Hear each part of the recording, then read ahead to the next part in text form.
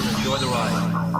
In crowd, 815, in crowd, 815, in crowd, 815, in crowd, 815, 815. There we go. We'll talk about that. Yeah, we'll talk about that later on when we do our shout outs for sure. Our In Crowd 815 networking group event for June out at Jeremiah Development was a lot of fun. The food was amazing. Thank you, Dee, and thank you, Nitro. I called her Commander Nitro. You just feel like a Commander Nitro. And she's like, yeah, I like that. You can call me Commander Nitro. We'll talk about that in a little bit. But first, let's bring on our buddy Tom Ratcliffe, who's been on the show now, I don't know, 2 or 3 different times talking about the Boone County Fair. Good morning to you, other Tom. Good morning. Good morning, guys. How you doing? Awesome. We got your countdown clock on the screen. What do you think of that? Good morning. We're doing all right. Yes, I see that. Yeah, it's coming up quick. 45 days, 1 hour, 55 minutes, and 54 minutes and 59 seconds. So exciting. Yeah. Boone August County 11th. Fair coming up.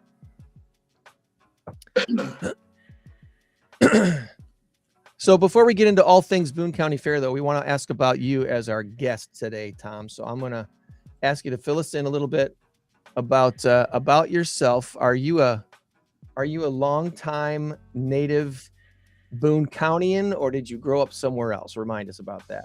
I was raised at Highland Hospital in Belvedere. Yeah, right on South State. So I was 3 years old when our family got involved in the fair back in 1957. So I didn't do too much the first couple of years, but I've been involved for almost 70 years. Unbelievable. 9 years I've been involved in the fair. So at some point, so yeah, it's been a family thing. My brother was vice president for 30 some years, and now he was president for 2 years. He retired this year, but he's still on the board, and I'm on the board.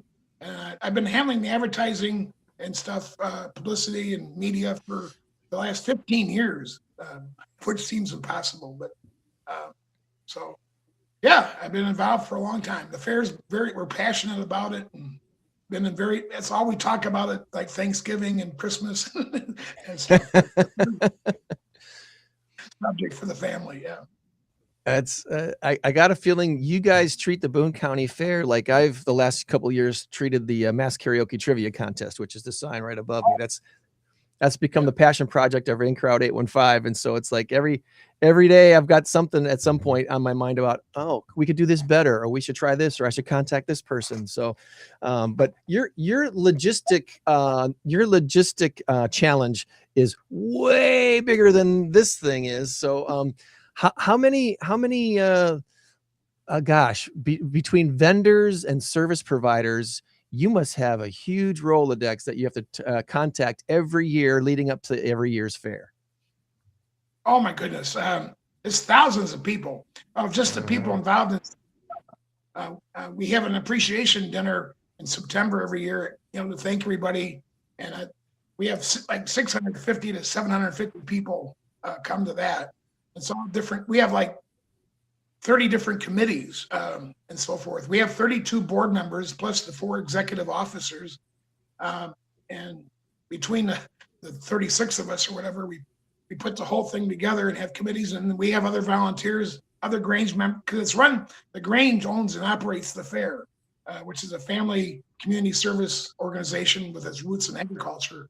It's been around since 1867, and there's 8 chapters now in Boone County. There's probably about 400 Grange members in Boone County. It's all local families and so forth. And that's who puts the fair on, is all of local Boone County and some families from just outside the county and stuff. That we get a lot of help from non-members too, different families and so forth. Like the Gallino family is really good about. They have a big farm operation, so they and a trucking company, and so they donate a lot of equipment and manpower and so forth that do the track, and they put up a bunch of lighting for us and so forth. And there's a lot of other citizens that come out and have their talents, and they use what their expertise is and help us build a really nice venue that's used from April 1st to November 1st.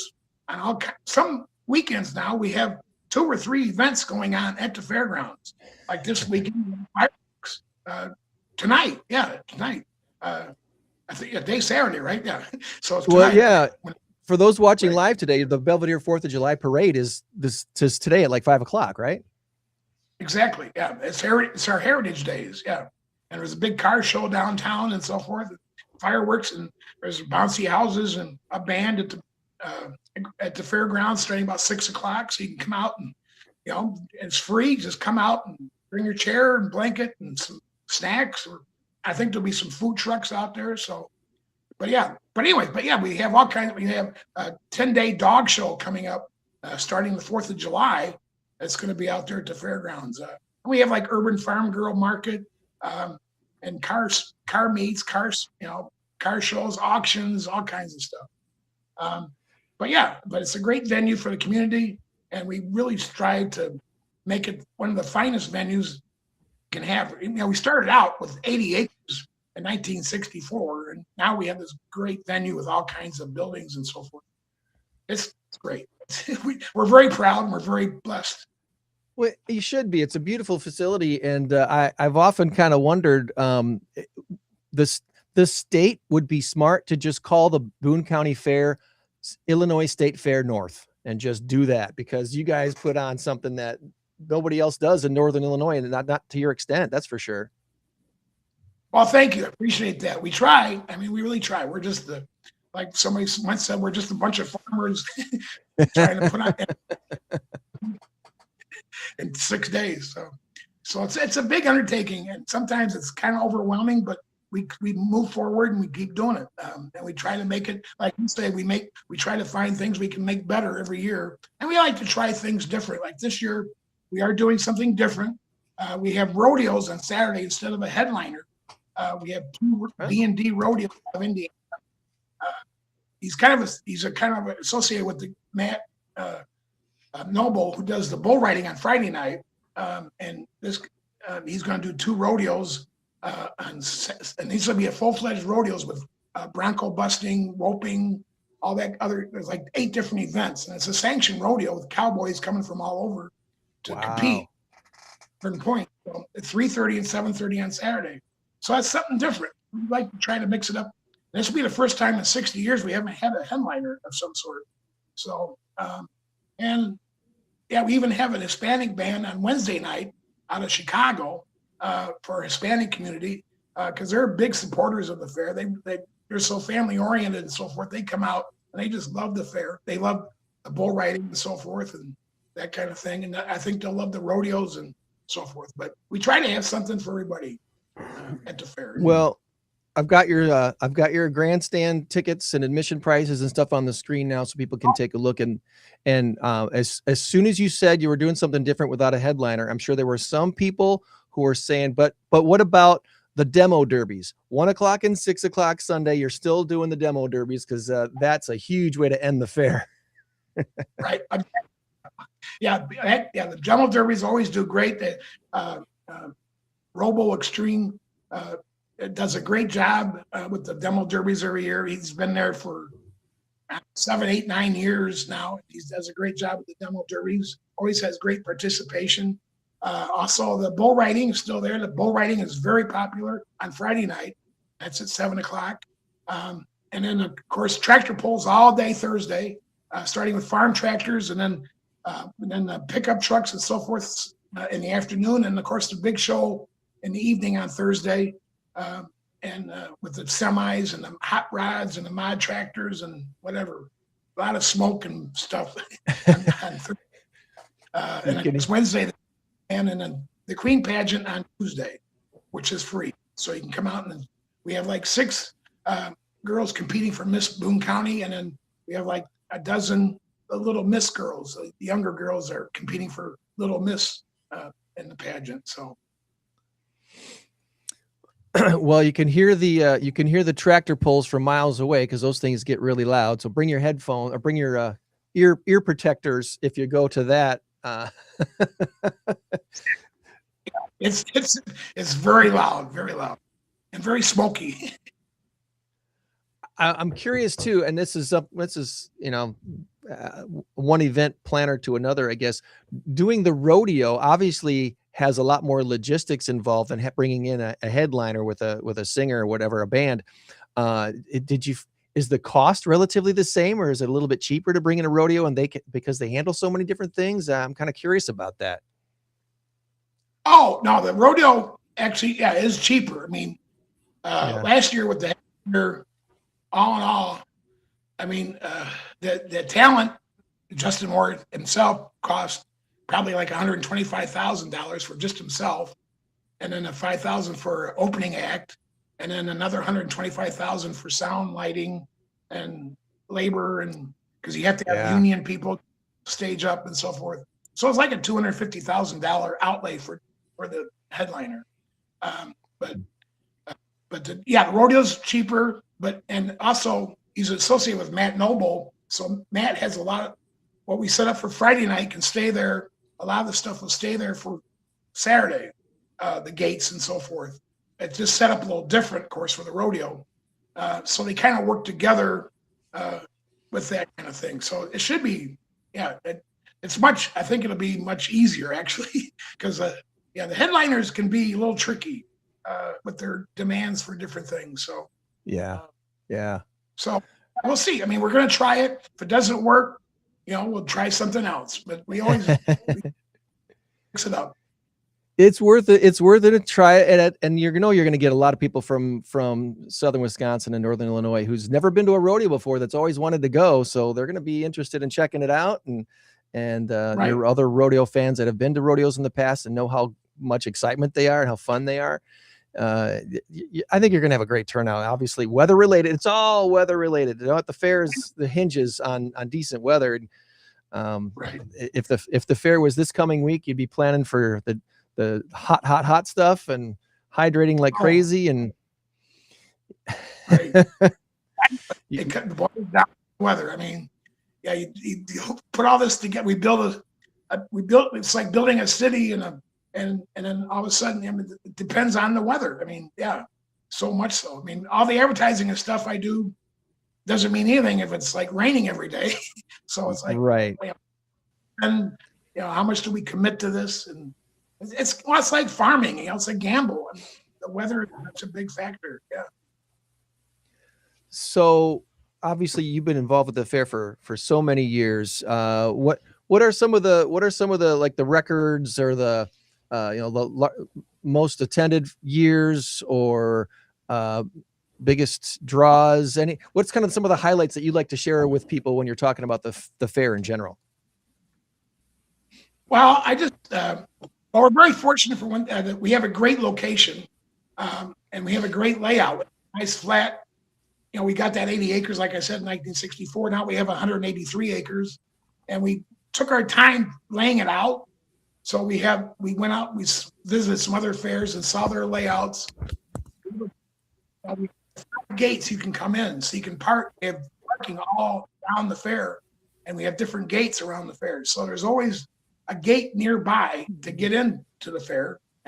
Plenty of parking, a lot of and handicap parking and so forth.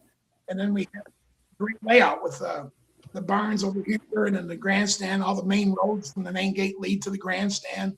The carnival's off to the left, the barns are off to the right. And there's plenty of open space in between for exhibit halls and all the exhibits and so forth, the vendors and that kind of thing. And the food is kind of at one end for the most part, but now we have stuff spread over from the north end of the fairgrounds to the south end of the fairgrounds. And so last year we ran out of space, period. We did not have another inch of grass to put a vendor truck or a trailer or anything because it was packed. So there's so much to see. I mean, you go in there and it's like a big market kind of. We have 3 commercial buildings filled with events, and we have food trucks, we have all kinds of food and so forth. So there's and we have free attractions like the Timberworks Lumberjack Show and Ready Gold Dog Show. There's a fishing tank, you can go fishing for free. We have an oxen exhibit. We have tons. We have a restored 19th century schoolhouse, and it's the 50th anniversary. It's been there for 50 years. We restored it back in 1976 for the bicentennial. We brought it up from the south end of the county to the fairgrounds. It's the Reed Schoolhouse. And so we can go back in time and visit a schoolhouse that's been around, that was around through 1940s, and it closed down in the 1940s. And so we were able to restore it. It's got desks and it's just totally restored. And it's also the 50th anniversary of the Draft Horse Show, which has been there for 50 years. So we got two 50th anniversary milestones at the fair this year. So, I mean, it's just, yeah, the highlights, I mean, the last 8 years, we've had over 200,000 people every year since 2017, of course, except for 2020 when we didn't have a fair. Because Right. in the last 5 years, we've averaged 222,000 a year since 21. And 2 years ago, we had 242,000 fairgoers in 6 days. That was our record 2 years ago. And then last year we had 217,000, but we had hot weather and rain on Sunday. So but if we would have had nice weather that year, last year, we broken the 242. But unfortunately, but yeah, I mean, so that's and it's just the main highlight is seeing the families come in with the kids and everything. Like on Kids Day, we have 200 kids participating in the Kids Day games, the sack races, the big toss, the watermelon eating, the balloon blowing. My brother's been doing that for 28 years now. He leads the games. We do that on Wednesday and Thursday morning. And just seeing all those kids and families there, I mean, there's just hundreds of them. And that's out in the morning. Have discounted rides on the carnival day afternoons on Wednesday and Thursday. It's just, I mean, you see the kids coming in and they're all excited when they come in the gate and they're jumping up and down. I mean, it's just, that's really is to see all the kids and how happy they are and the parents and everybody's and the life. We've got 3,000 head of livestock. I mean, like I said, the Draft Horse Show. It's so beautiful. Those horses with the harnesses and the wagons and so forth. It's something you don't want to miss. You can't see that anywhere every day. And that kind of thing. We have cattle and sheep and swine and rabbits and goats and so it's just, that's the big thing about the fair because we're very agricultural oriented. I mean, and celebrating the 250th anniversary of the United States this year, what's more traditional that you can do but go to a county fair? And I recommend everybody go to, whether it's Boone County or Winnebago or Stevenson or McHenry, Ogle, go to a fair. I mean, participate in a great American tradition that's been around since the early 1800s. I mean, I think the Boone County Fair started back in like 1855 or something. Just a small livestock way. One farmer trying to show his livestock's better than Joe Smith down the street. Right. I can get it that you can get a little overwhelmed with all the different selections and options and things to do at the fair. So you gotta like anything, you look at all the stuff, all the lineups, and what fits your schedule and what catches your attention, and you make it a point to get out there and see and do those things because you can't do them all anyway. There's so many things you just can't do them all anyway. So find something that fits your schedule with your family and catches your attention and get out there and see the rodeo or see the demo cars or go check out all the livestock. That's one of our kind of our family traditions every year is to make sure we hit the Wisconsin State Fair one day a year and see what's new, see what we've seen before, and then just have some fun family time around some ice cream and potatoes and all the other fun stuff that we do at the at the fair every year. So if somebody wanted to get tickets, you can already do that now, right? It's up there and live and ready to go. Well, we got season tickets available at locations. Season tickets? Yeah, season tickets. They're $25 in advance now, and they're available at several locations. It's on our Facebook page and on our website. It's different, like most of the banks in Belvedere are selling them. Other places like the Chamber of Commerce, the O'Brien Dobbins drugstore, that kind of thing. So check out our Facebook page, and it'll be in the Boone County shop Thursday too, as far as locations and so forth. And then our tickets for the shows, everything goes on sale Saturday, July 11th at 8 o'clock to 1 o'clock on Saturday. Then we have more hours throughout July and August, of course, right up through the fair. So just check out again our Facebook page. It has all the hours and so forth for the ticket office, but it doesn't open until Saturday, July 11th. And that's for all the shows. And the season tickets are available there at starting July 11th for $25. And then once the fair starts, the season tickets are $40. They're good for admission to the fair for all 6 days. And that's what that season ticket's for. It's not for the shows or the carnival or anything. It's for admission to the fair, which is $10 for everybody 11 and older, and then 10 and under is free every day. Senior citizens are free every day, and active military ID is free every day.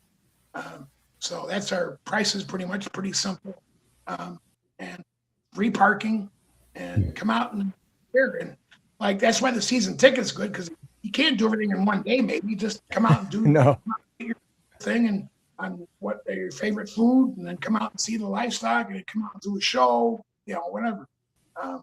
So and it saves you about $25 for all 6 days. It's a pretty good deal. So take advantage of that. Yes.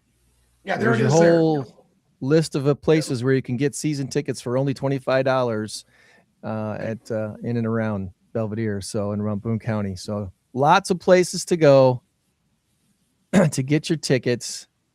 And every year it's a big deal, and you want to make it out to the Boone County Fair at least one day of the fair. If you can't do all the days, that only the people running it do all the days. I mean, let's face it. So you do a couple days if you can, and hit the highlights that feel like highlights to you. And I'm totally sincere when I say it should just be called Illinois State Fair North, but that would, then you'd have to change your logo. So don't do that. I just maybe subtitle. Appreciate it. A couple of friends come out. They lived in Colorado. They were from the area. Well, she wasn't from the area, but the husband was. He was a friend of mine. But they came out last year, and she had never been to Illinois Fair like this. And she thought, is this a state fair? It's big. She was overwhelmed. And it's really gratifying to hear somebody say that. In fact, I just heard it from another couple that were from a small town in Southern Illinois. And they've been here for 20 years, but she goes, every year I go there, she's always amazed by how big it is. She goes, our fair had 2 cows and a Ferris wheel. And, this fair is so amazing. And it really makes you feel good. I mean, we're just very, like I said, very blessed, very fortunate. Well, we've got the links to the website and the Facebook page in the chat. So if you're watching on Twitch or Rumble or YouTube or Facebook or LinkedIn, it should be there already. But if it's not, that's okay. Follow up on Spotify. It'll be on our Spotify information as well. So is there anything that we have not asked you about this year's Boone County Fair that you wanted to make sure we touch on before we transition into some trivia with Tom and our next guests? No, I think we pretty well covered it. Appreciate the time today, guys. It really, and just come out to the fair and celebrate America's 250th and enjoy the Boone County Fair.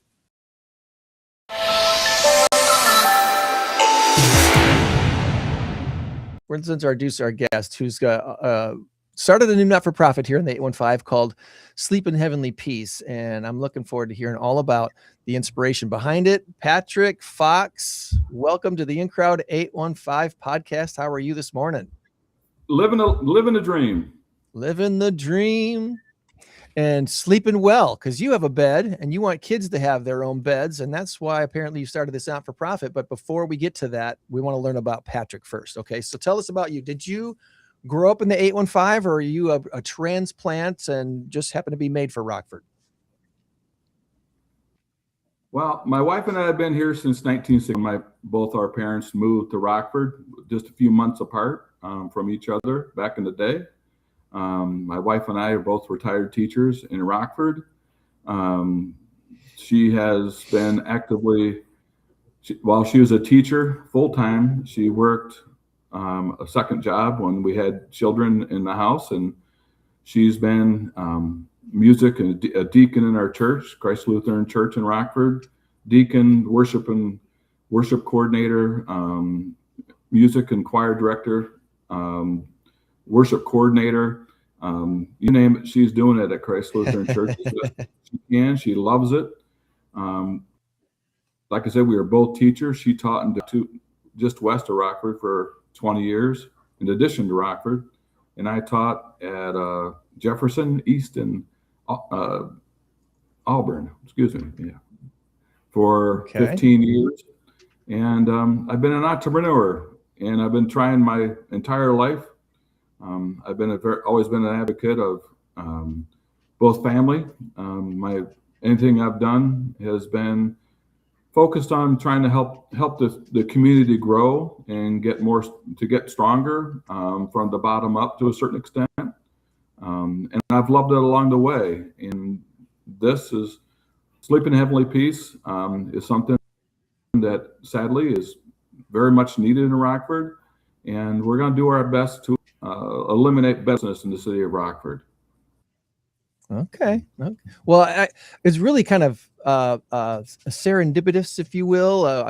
I like to call them a God incident. Some people call them coincidences. I like to call them God incident. It was a God incident, I believe, that earlier this year I heard on the Mike Rowe podcast called The Way I Heard It. He talked to the founder of Sleep in Heavenly Peace and was talking about the need for church across the country. And I thought, wow, that's really, really neat that this is happening. I wonder where the nearest chapter is. I didn't really explore it that much. I just kind of wondered, if we'll hear about that in Rockford. And within a couple of months, I see you popping up, starting a chapter here. How did you first hear about the Sleep in Heavenly Peace not-for-profit and organization? We'll go into the serendipitous, very similar, because several Christ Lutheran that came to me in church one day, Jeff Beek and Don Kenny and Brian Becker came to me and said, we to get this launched for a couple of years, and there's a lot of people real enthusiastic about it, but we can't get anybody to take the aka horses, and take this and make it successful. And we know you've had a history of starting not-for-profits like Greater Rockford Little League back in the day, and we think you can do it. And the more I looked into it, and like yourself, other people in Rockford saw that show, Mike Rowe, but Lester Holt did one too on Sleep in Heavenly Peace. And in the last 12 months, since that show hit, between Lester Holt and Mike Rowe, 568 people in Rockford have inquired about getting beds in the last 12 months, even before there was a chapter. There's a need. And right away, as a teacher, I experienced it as I taught grade school also, in addition to high school. And the kids, especially the grade school kids, are very willing to put their emotions on their sleeve and talk about what's great in life, but also sadly what's not going so well. And it was amazing and sad when I was teaching prior to our Montana experience that kids just are sleeping with their brother or sister or on the couch or on the floor was a heartbreaking experience. And when they brought this idea, starting the chapter and working with those gentlemen I mentioned, and I said, yeah, let's do it, because I saw it and I hated the experience of, I love listening to the kids and understanding and trying to console them, but it also broke my heart too. And I saw this as a fantastic answer to hopefully removing some of the tears in Rockford. We often hear when it comes to school children how important it is for them to be well fed and the nutrition side of things, but you don't hear a lot about the sleep side of things and how important that is to the overall health of all of us, not just kids, but especially kids who are growing and learning and all that stuff. So having a comfortable place to sleep, it's more important than some people might think. I think as adults in Rockford, and we all need to think about what if we were in the same situation, even now as adults, and we were forced to sleep on the floor or sleep on the couch or sleep with another sibling, and what it would be like to work your day, to go to work, to be alert, to be happy. Even now as adults, could you imagine that? I guess that's what I'm trying to have the people, the community of Rockford, even though, let's face it, you and I we're getting a little bit older, but think about it, what our life would be like if we were in the same situation at our age and expecting our life to be fantastic and happy and fulfilling. I think that would be a tall ask of any adult, even as an adult. And translate that to being a child and how much more complicated that would make their lives, and not being able to completely process that problem and that need. The kids need dignity. The kids need happiness. If we expect them and want them to go to school, and I admire, I was a friend of Aaron Jarrett's, the superintendent. I admire and hats off to the guy, everything possible to improve the grades and all the testing in Rockford Public Schools. God bless him. He did his best. But if you don't have the foundational aspects of a child in enabling he or she to have a good night's sleep, I think we're missing the boat. And I think Rockford, and I know they will, step up and really embrace what we're trying to do with Sleep in Heavenly Peace.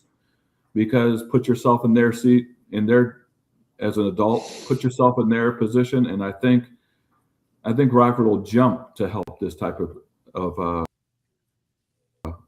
program. And you're seeing that already. You're seeing people step up and want to volunteer. Obviously, you said over 500 requests for beds were existing before you started the chapter here in Rockford. So the need is great, but also the desire to fulfill the need seems to be pretty great too. We're getting really good. Christ Lutheran Church. I made a presentation there a few months ago, and Christ Lutheran Church is really stepping up to help us out via the endowment. They have an endowment fund, but also the congregation itself are just incredible. They've heard my story in terms of the presentation of why I'm doing it. They've watched that video you're showing right now. And they have kids, most of them, and they see a need for it. And I'm making presentations. I'm working with like the Rotary. I've made presentations and they're stepping up and supporting us. Kiwanis is going to be soon. Knights of Columbus nationally has a huge program with Sleep in Heavenly Peace. Lowe's is an incredible, huge partner with Sleep in Heavenly Peace. In fact, every year they have a 10,000 bed build down in North Carolina. And it's huge. It's pretty incredible, the people that are stepping up, but our objective is to have a bed build on a monthly basis, a 50 bed build. And July 18th, we have one at Christ Lutheran. We still need volunteers for that, any age. I've been to builds in Kankakee, in Madison, and everybody from grade school to senior citizen, older people, younger people at heart. How about that? Show up and they handle a sander or something of that nature. The Kankakee group I went to, and one of the videos, I'm not sure you know that, but club gets together and volunteers to participate. So it's groups, it's clubs. Kankakee entire nursing program of one of their colleges came and volunteered. We need about 50 volunteers at each one of these builds, 50 to 60 volunteers. It takes 2.5 hours, 3 hours, so 50 beds and roughly three hours. And then our team gets together and we have a delivery team. I'm still trying to recruit people that will act as a delivery team. Okay. Installing these beds. It's not just the beds we provide the mattresses, the sheets, the pillows, the comforter, everything to make a child feel that dignity and feel that happiness of when they get on the bus, they feel good about their life versus not and being unhappy. If we want problems in the schools, arguments in the schools to go down and discipline to go down, I would argue as a teacher, as a former teacher, if these kids aren't sleeping, that we're stacking a deck against these kids and their capability of handling the day-to-day problems if they're not getting a good night's sleep. Well, there are two things that are most important for a child, and that's a good night's sleep and a good breakfast. Yeah. And if we can provide both of those, that's pretty awesome. All right, so you may have answered my question already.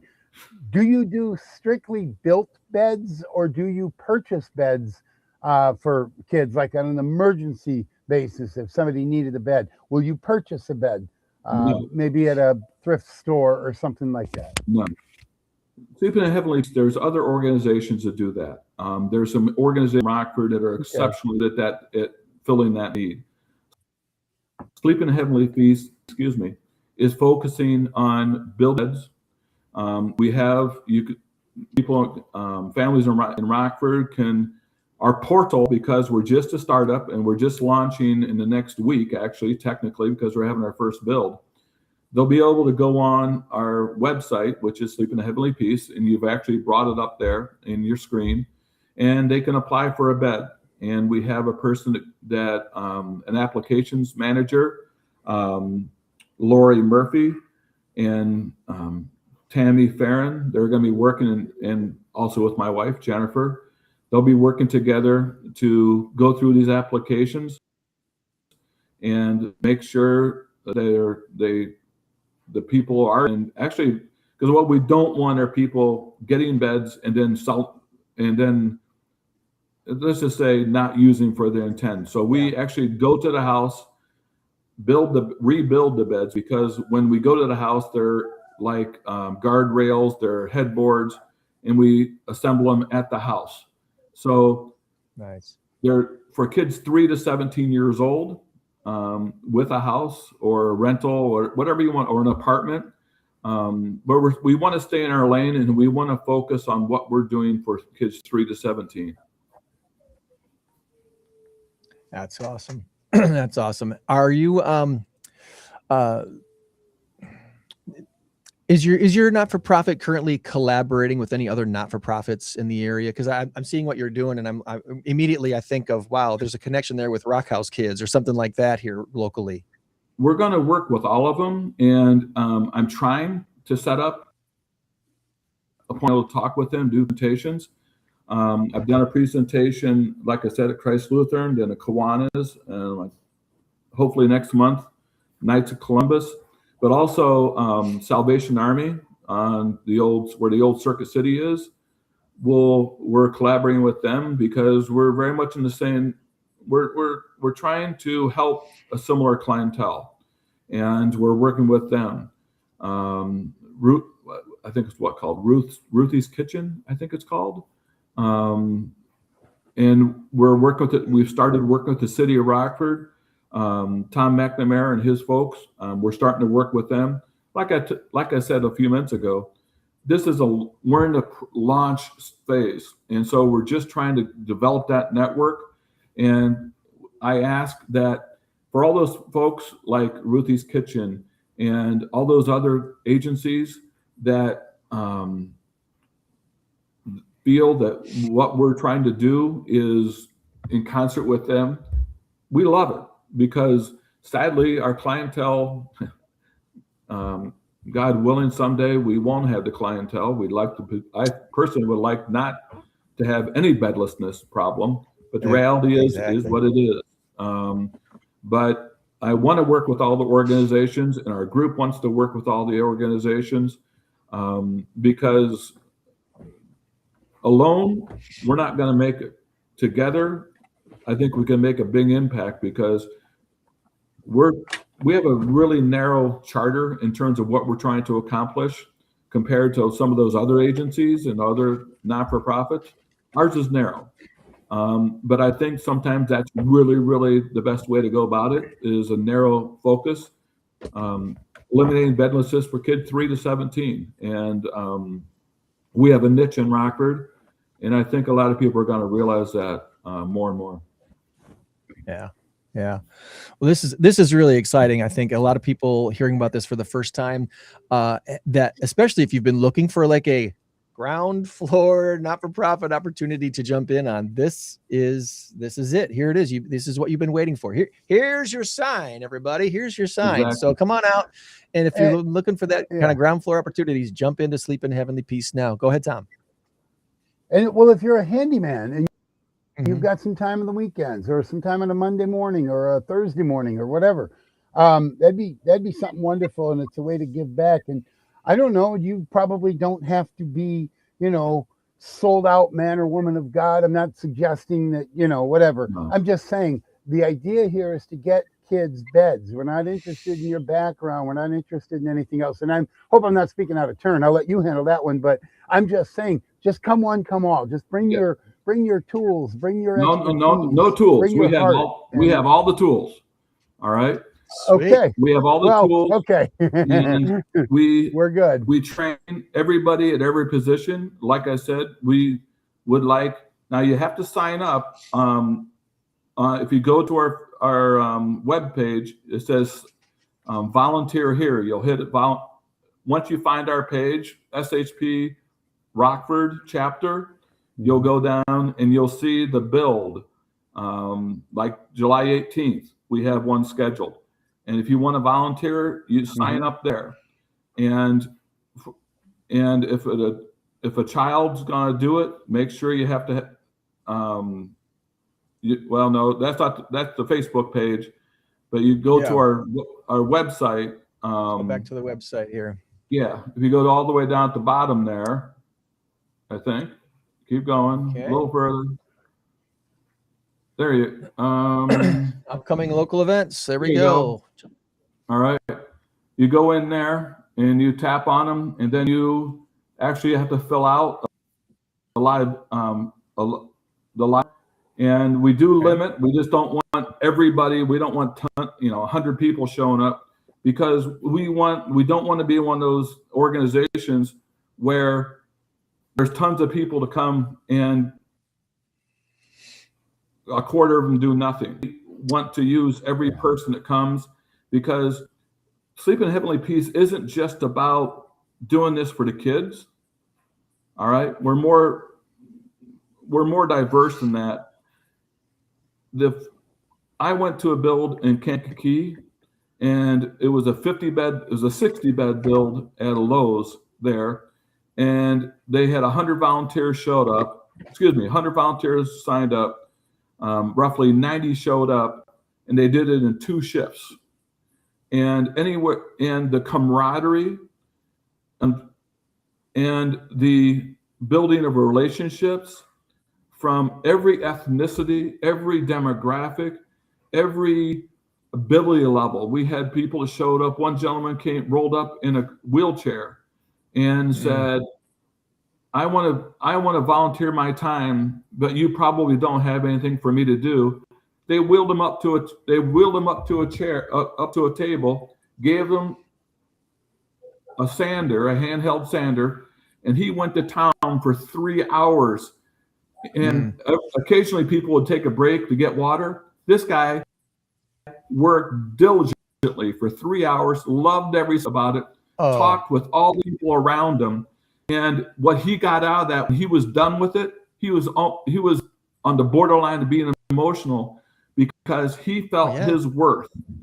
And it's important what we're doing, helping the kids. But let's face it, gentlemen, at this time, we have, how do I say it? A society that split, shall we say. And this is an opportunity where non-political or non-religious It's nonpartisan, very nonpartisan. Yeah. and people come together to do something in concert with each other and accomplish something to eliminate tears and bedlessness in our town. And when people come together for such an enormous, life-changing experience for the kids in Rockford, when they come together and feel as a group they accomplish something, I'll tell you, it's not just the kids that benefit, it's the group that benefits. And that's what Sleep in Heavenly Peace, it's a dual charter, one for the kids, but also for those for the adults coming together. I had a fifth grader, and he or she is very much part of it because they pick up the lumber and they take to the first station. Or from the first station, are they an active participant? Yes, they're loving it. Oh, yeah. It's based on how many we want to help the kids, but every person, boy, girl, old, young, special needs or anything, the more people that touch that product, the more our community is supporting and eliminating tears and bedlessness in Rockford, the more people come together, young or old, to accomplish that goal. Yeah. There's a pretty big misconception when it comes to volunteering that if you're not doing something that involves heavy lifting, you're not really accomplishing anything, and that's just not true. Every little bit helps. I'm wearing my Wizard of Oz shirt today. This is the last weekend you have a chance to catch the Wizard of Oz at Rock Valley College Starlight Theater. If you're watching this live, you get it two more chances, tonight at 8 and then Sunday night at 8, and then the show is done. It's over. It's out of here. And the other 3 shows commence through the rest of the summer. But the roles I've accepted over the years at Starlight Theater, none of them have been very heavy lifting roles. None of them have been major starring roles or anything like that, but they've all been very important pieces to the storytelling. They've all been important pieces to the arranging and getting the set on stage for each scene and setting the tone of things. And I'm proud and happy to be a part of all those things. And as far as volunteering at a place like this, whether you're sitting in a wheelchair with a hand sander, or you're a child that's just still strong enough to lift a few boards and get him to the next station, every little bit helps. A pencil doesn't get made without the eraser and the carbon and the wood, and those come from different places all over the globe. So you need all the pieces. We have people that, and some people, we've had people that can't help physically. And we've had, some of them, we've had people write $10 checks. We're 501c3 non-for-profit. We've had people donate, say, I can't be a part of it physically, but I'm going to help out. Everything we do requires people. One of the things you can do by going on our our website, is they'll also have a wish list, and people can go on there and order like bed in the bags, okay, that type of thing. We have people to donate $10. We have a program that people can say, I want to donate $25 a month, and our program, SHP, has developed a program where people can do that, $25 a month. We've had families that lost a loved one, and they say they've written us a check for like $3,000 in honor of their father or their mother. We're working with Rockford Foundation, Community Foundation. So yes, we're trying to open our sphere, shall we say, in terms of connections. Rockford Community Foundation, I made a presentation there, and they love it. But unfortunately, grants take time. Kiwanis and Rotary, they're stepping up nicely. We're very happy. But this thing, we wanted to help eliminate, we want to and will eliminate bedlessness in Rockford. That's my goal.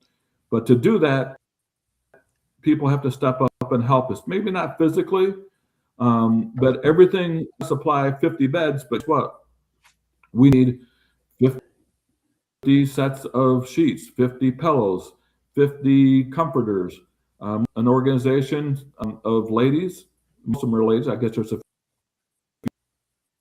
few gentlemen doing quilts. It takes a community to uplift Rockford, and it has always been that way from back in the day with Coleman and Lockwoods and those type of folks. They understood it, and they made the city what it is, or helped grow it in the early years.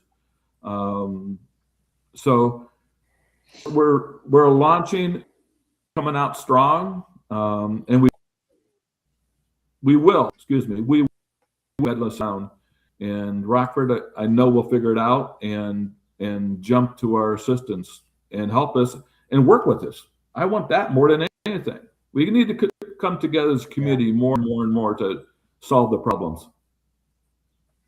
This is a great opportunity for collaboration and a common goal, a good unity goal. As far as goals go, I think you just stated your goal really well. We want to eliminate bedlessness in Rockford, and it is definitely an achievable goal. So there's a lot of different ways you can plug in. If you can't attend a build, but you want to contribute $5, $10, $15, $50, $100, $1,000, whatever dollar amount you can throw toward this cause, that would be awesome. And there's going to be other opportunities, not just here July 18th, but there's another one in September coming up, and I imagine there'll be different events. Huge. Yeah, a lot of different events coming up. Nationally, there's there's been 40 Lowe's for the last several years that have been sponsored by Lowe's, and it's 50 beds. It costs almost $13,000 to completely fund build like that for 50 beds. And I put in an application for this year. They're expanding that big build by 10 chapters. And Rockford was chosen as one of the 10 nationally to have the big build in the parking lot of East State Street Lowe's in September. So they expanded it to Rockford Lowe's, and I pushed hard for it. And I just got the email yesterday awarding Rockford heavily huge build.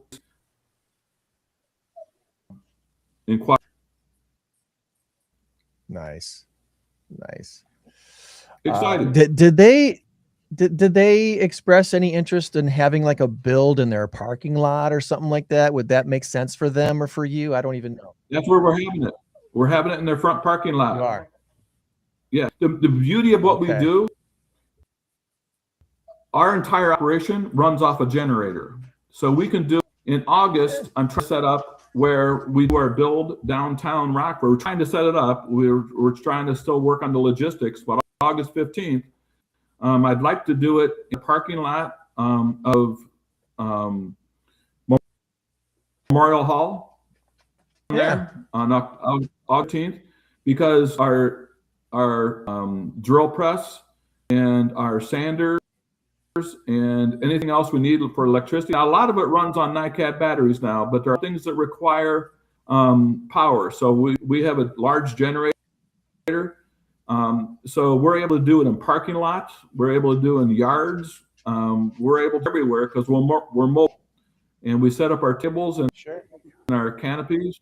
And we go where we're looking for sponsors. We don't have an official sponsor for August, but I'd like to do it downtown Rockford, because that's the heart of the city. And I think it's important to build in the heart of the city. We're also working with Hennig Manufacturing. They're trying to finalize something with them in terms of a build.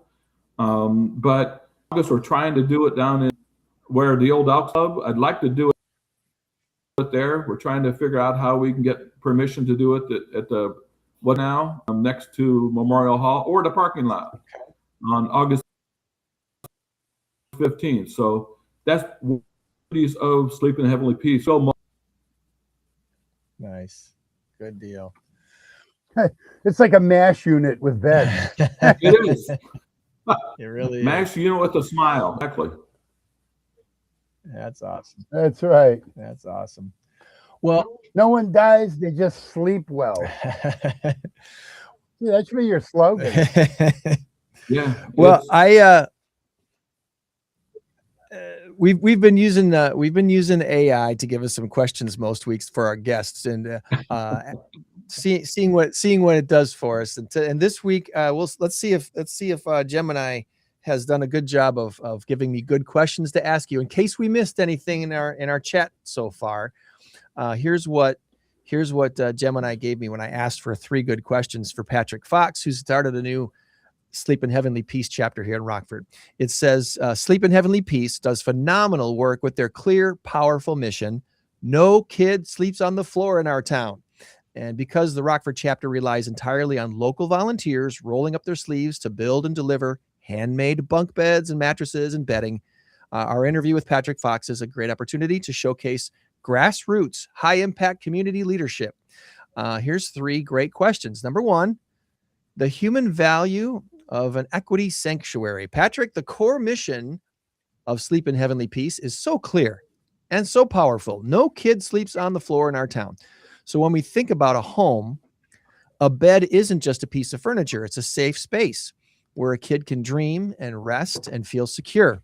What does it do for a local family and for the child specifically when your team shows up to deliver a brand new bed complete with mattress and bedding to a kid who has been sleeping on a floor or on a couch? Have you, you're brand new, so have you delivered beds yet?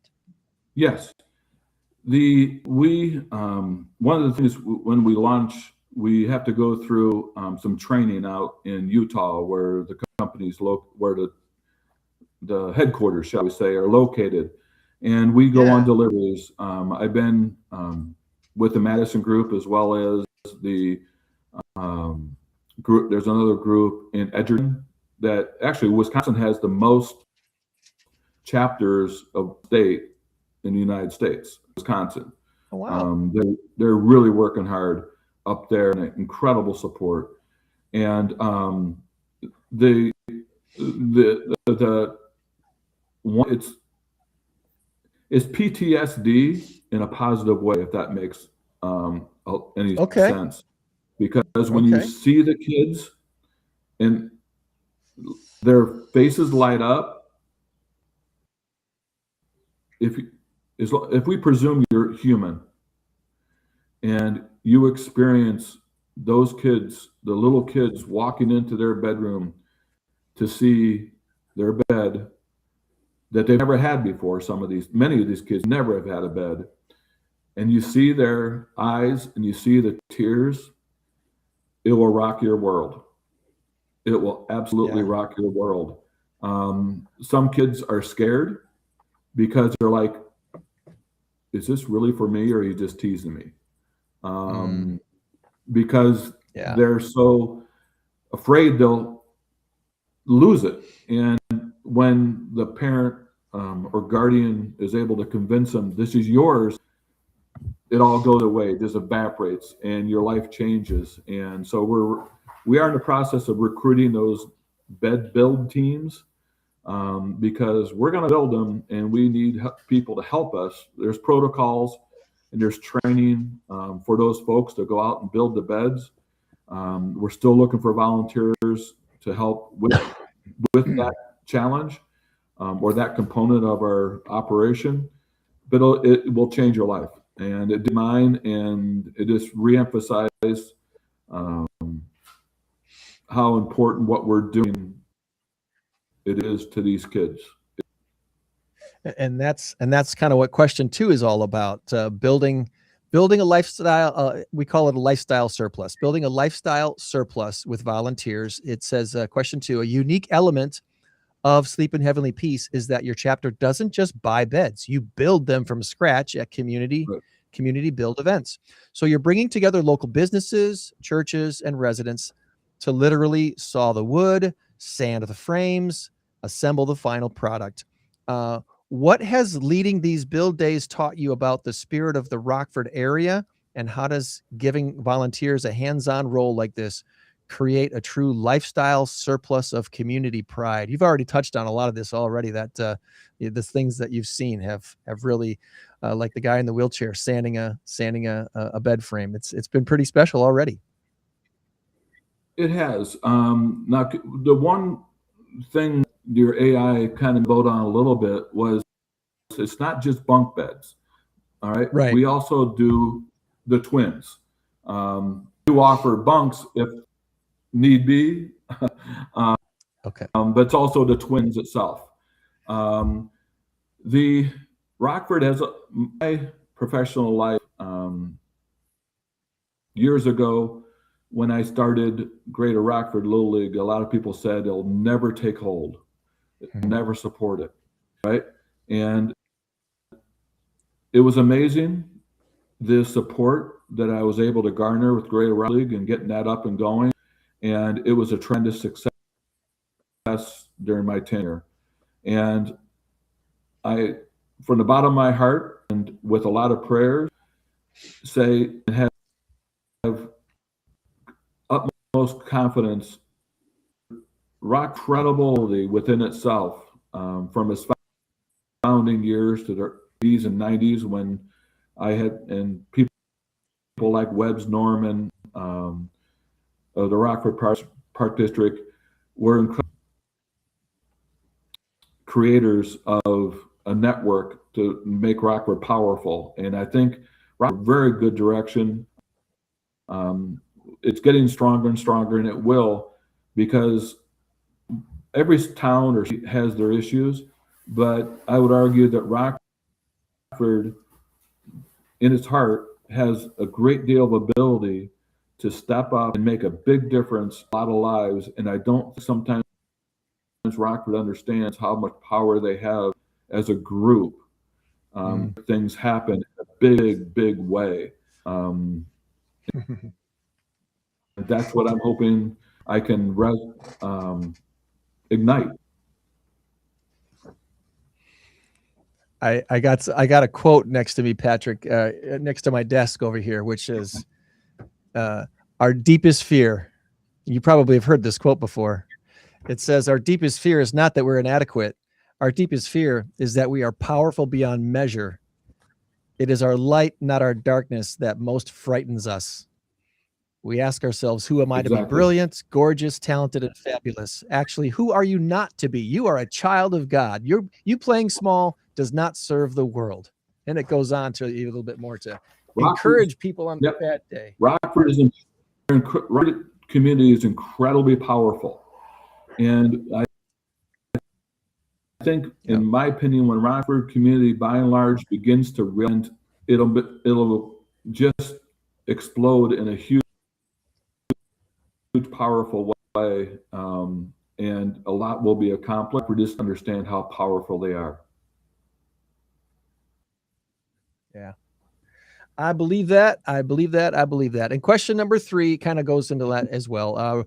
The vision for you guys. Running a local chapter means balancing a lot of moving parts, coordinating applications from the families, managing the tools, managing the lumber supply, planning major community builds. As you're looking at the needs across the greater Rockford area today, what are the biggest strategic hurdles that your chapter is facing right now to keep pace with the requests? And how can local leaders and sponsors and listeners best help step up to help you scale your impact? What's the biggest challenge right now for you? Hours or less? Let me think here.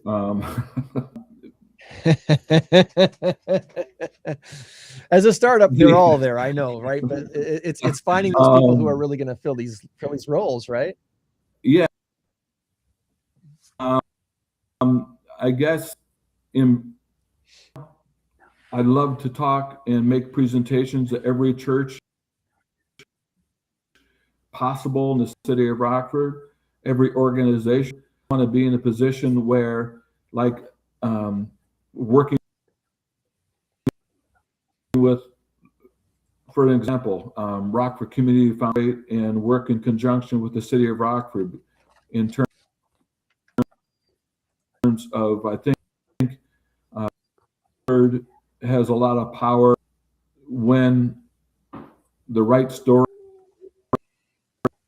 is said and the right deed is pointed out. Rockford will step up. The city of Rockford will step up. We obviously need the monetary, because for every bid we need the loans. We're in the process of money. I'd like to purchase. We need an enclosed trailer. I'd want one, as well as an open trailer to buy locally here. And we're a mobile operation. We want to target the different areas of Rockford, and we want to have builds in their communities. And to do that, we can pile all on the back of pickup, that type of thing. But what we need, because to do these things in a building like, say, Southwest Rockford or Southeast Rockford or Central Rockford or downtown, we need the ability to take, like one of you gentlemen mentioned, a mobile MASH type thing. In order to be in contact, we need sponsors. We need people or companies or foundations or groups or clubs or schools. One of the videos I think you guys have shown was the Girl Scout group. We want to build at a Girl Scout wherever they want us to. They want us to go during a camp, if they're camp. Or say, for instance, the Rockford Park District has the camp. Was it Camp Winnebago? I think it is up in North Second. I think it is. I'm not sure. We want to be able to go to those different Off North Main places. Yes, that's what. Excuse me. You're right. I knew it was somewhere up that north area. Yeah. We need a few things. Yeah. And we don't have the trailers yet that we desperately need in order to make ourselves mobile and efficient. Because when we these builds, if we have to make 10 trips or 15 trips in a pickup truck, that eliminates enthusiasm to a certain extent. Having to haul everything, because the tables, we have to the canopies, all the equipment we take with us. We need efficiency, but in anything, we need prayers. We need people willing to come see us. You don't necessarily have to participate in the build.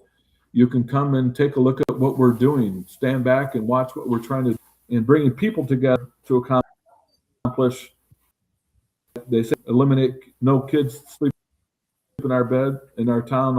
I want to eliminate the tears in our town associated with eliminating bedlessness. And I think if people buy into that, we'll have a groundbreaking support, and that's what I'm hoping for.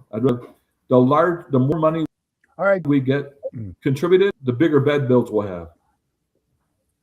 That's right. All right, Patrick, I've got it. So it's MASH. It's make all sleeping happy. Nice. I like that. There you go. Make all sleeping happy. Yeah. Welcome I'm to going the to write MASH. that down. Well, the final thing I ask AI to do is try to give me some funny or odd questions to ask our guests. And sometimes they hit it out of the park, and sometimes it's not so great. So this one has to do with NASCAR. And I don't even know if you can answer this guy, because you haven't really officially had your first build yet. So maybe this doesn't apply, but bed building NASCAR style. Patrick, your volunteers are incredibly efficient. During the build day, if the Sleep in Heavenly Peace Rockford crew were challenged to a high-stakes NASCAR-style pit stop race against a team of actual professional mechanics, but instead of changing tires, the goal was to complete a bed from scratch using only hand tools, how quickly are your volunteers clearing the track, and what is your official prediction for the record-breaking completion time? How fast can you build a bed if you really got efficient, right? You know what? I'll put the volunteers we're going to get against any NASCAR group. because because SHP has an incredible protocol of a process and efficiency. We're as efficient we want to be. We want as hands touching the water as possible to be part of it, but we don't want to overuse our volunteers and wait. But one thing that SHP has figured out is efficiency up to a point, and we can approximately 50 beds in 3.5 hours. And let's face it, NASCAR only has one car, 50. So Tat, that's a mic drop. Mic drop. All right. There you go. Mic drop. I love it. Helping children sleep better. All children deserve a safe, comfortable place to lay their heads. Check out, we've got the links in the chat. If you're watching us on Twitch or Facebook or YouTube, it all should pop up there, or even on LinkedIn. If you're watching later on Spotify, the links should be in the show description. So, all right. Well, I think we've covered all the bases. And once we've covered all the bases, that's when it's time to turn things over to Tom for our weekly trivia challenge. Patrick, you and I are playing as a team to try to score points for Tom's 7 questions of the week. It's time for Tom's Trivia Challenge on the In Crowd 815 podcast. Good luck.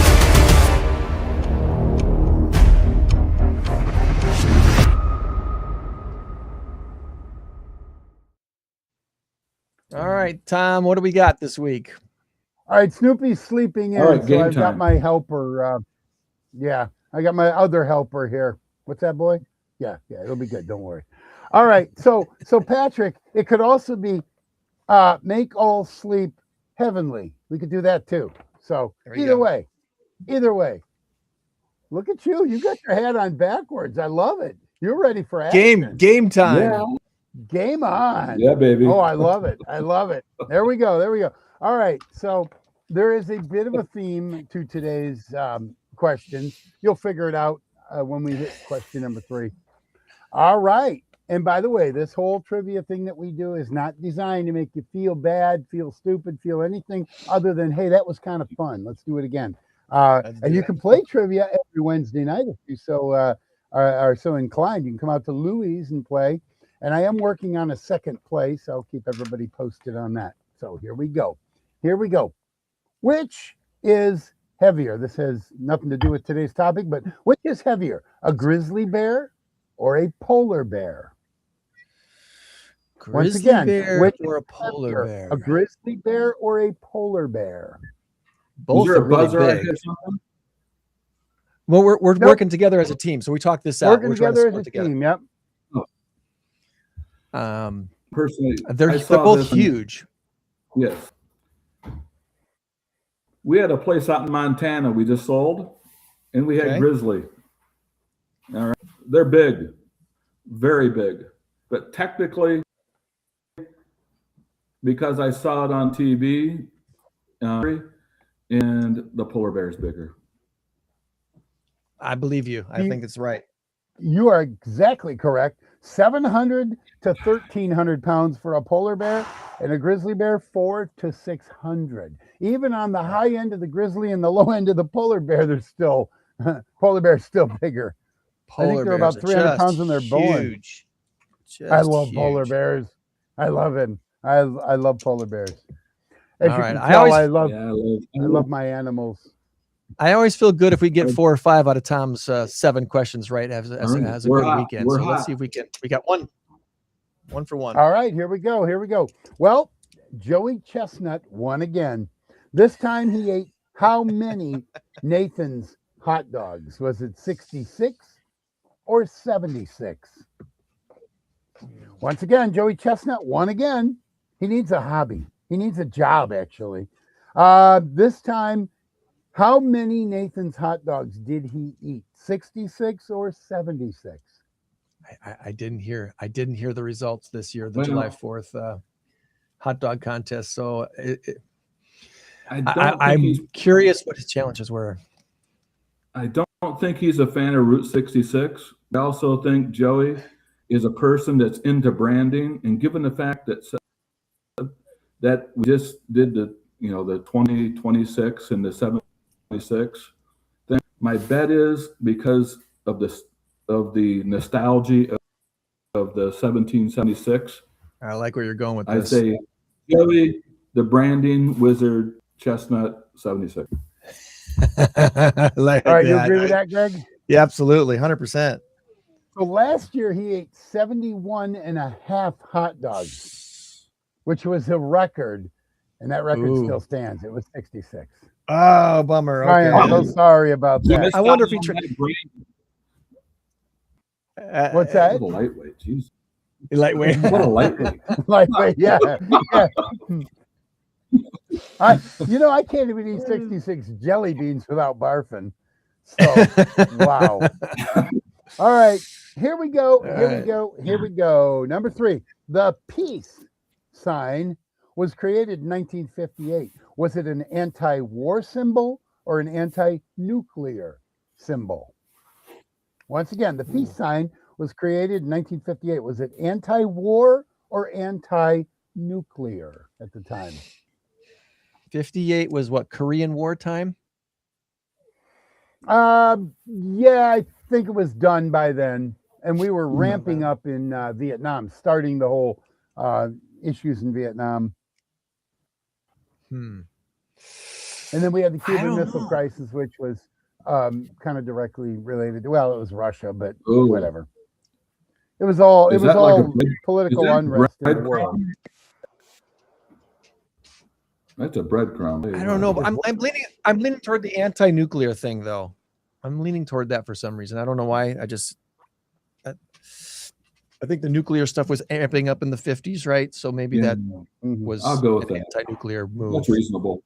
All right, It's an very good, because it was nuclear disarmament is what they were going for. So Nuclear yes, disarmament. anti-nuclear. All right. Wasn't that Good job, All good right. job. wasn't that part of Forrest Gump? Wasn't that part of Forrest Gump, the movie? Something like that? It probably was. He did everything. I mean, he met with the president. He was a star running back for Alabama. He ran 8,000 miles on a marathon. I mean, my God, what a dumb movie. It was the I hate happy. that It was the happy place. It was the happy The face. smiley face, yes. The smiley The smiley face. face. But Yeah, that that's didn't come around until the 70s, but it all was an offshoot of that. So you're correct. Good call. Okay. Okay. Number 4, this TV show called The Joy of Painting taught people how to paint majestic landscapes. Who was the creator and star of the show? You know him? You guys know the curly hair guy, all the big curly hair? Yeah, he was epic. The guy with the big afro. What He wasn't was his name on, Bob Ross? I think it was. I He was. think it was Bob Ross. It was Bob Ross. Bob Ross. The guy with Yeah. 2 first names. Oop, that's a think his mistake. middle name was- We'll make that a tree. A happy little tree. There we go. Yeah. I think his middle name was Jim, so he had three last names or first names. I don't know. I don't know what it was. Oh, All genius. right. All right. Here we go with question number 5. The year was 1987, and Heaven is a Place on Earth was on its way to #1 status on the Billboard Hot 100. Who sang the song? See, there's the other tie-in. Another one. Heaven is a place on earth. Heaven is a place on earth. Was Who it a sang solo that artist song? or was it a solo artist or a group? I think it was. Well, a you get no hints solo. there, Mr. Saunders. Um, It was a solo Um, artist after she had left her group. because Oh, Oh, so Another bread. I think she sang with Bananarama, but I think as a solo artist, I think wasn't she Belinda was Carlisle? Was it You Belinda. are Carlisle. correct on that, but she did not sing in Bananarama. She sang for the Go-Go's. the Go-Go's? You The got it other right. one of those other. Her friend called her Belinda. All right. I think it was. Belinda Carlisle, you are correct. You guys All are right. that was 4 to question number 5. 5. You 4 are to 5. 4-1. You reached your 4. Now you're going for my goal of 5. All right, number 6. Here we go. As told in the classic tale of Rip Van Winkle by Washington Irving, how many years did RVW sleep? How many years? RVW being Rip Van Winkle. I just like to, Rip you Van know, Winkle. we're personal friends, so I call him RVW. How many years did he sleep? Yep. Probably should have given Wow. you a. I should have given you a 50. Is there a range? Huh? How about a range? Is it? How about How a range? about- Okay. How about if I just guess 20? You'd be correct. So I'll stop you right there. 20 is Really? right. What?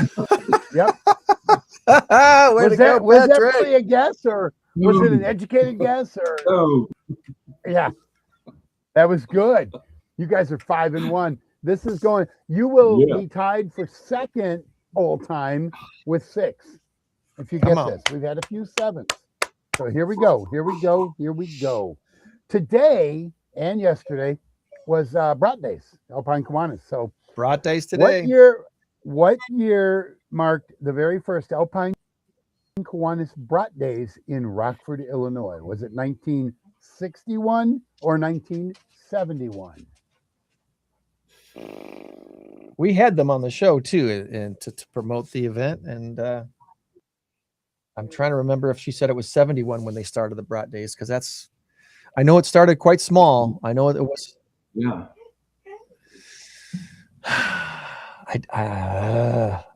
I don't know if I had. I'm guessing it's 71, but I Let's go with Do you 71. agree with that, Patrick? 71. And you would both be correct. You are both it, correct. it was a decade when the 1971. 70s You guys were went. unbelievably brilliant in the 70s. I'm in the 70s. yeah. Well, I'll tell you what. I'm a big fan of the 70s because the music was the best. I don't care what anybody says. First Oh, and yeah. foremost, I love disco. I absolutely love disco.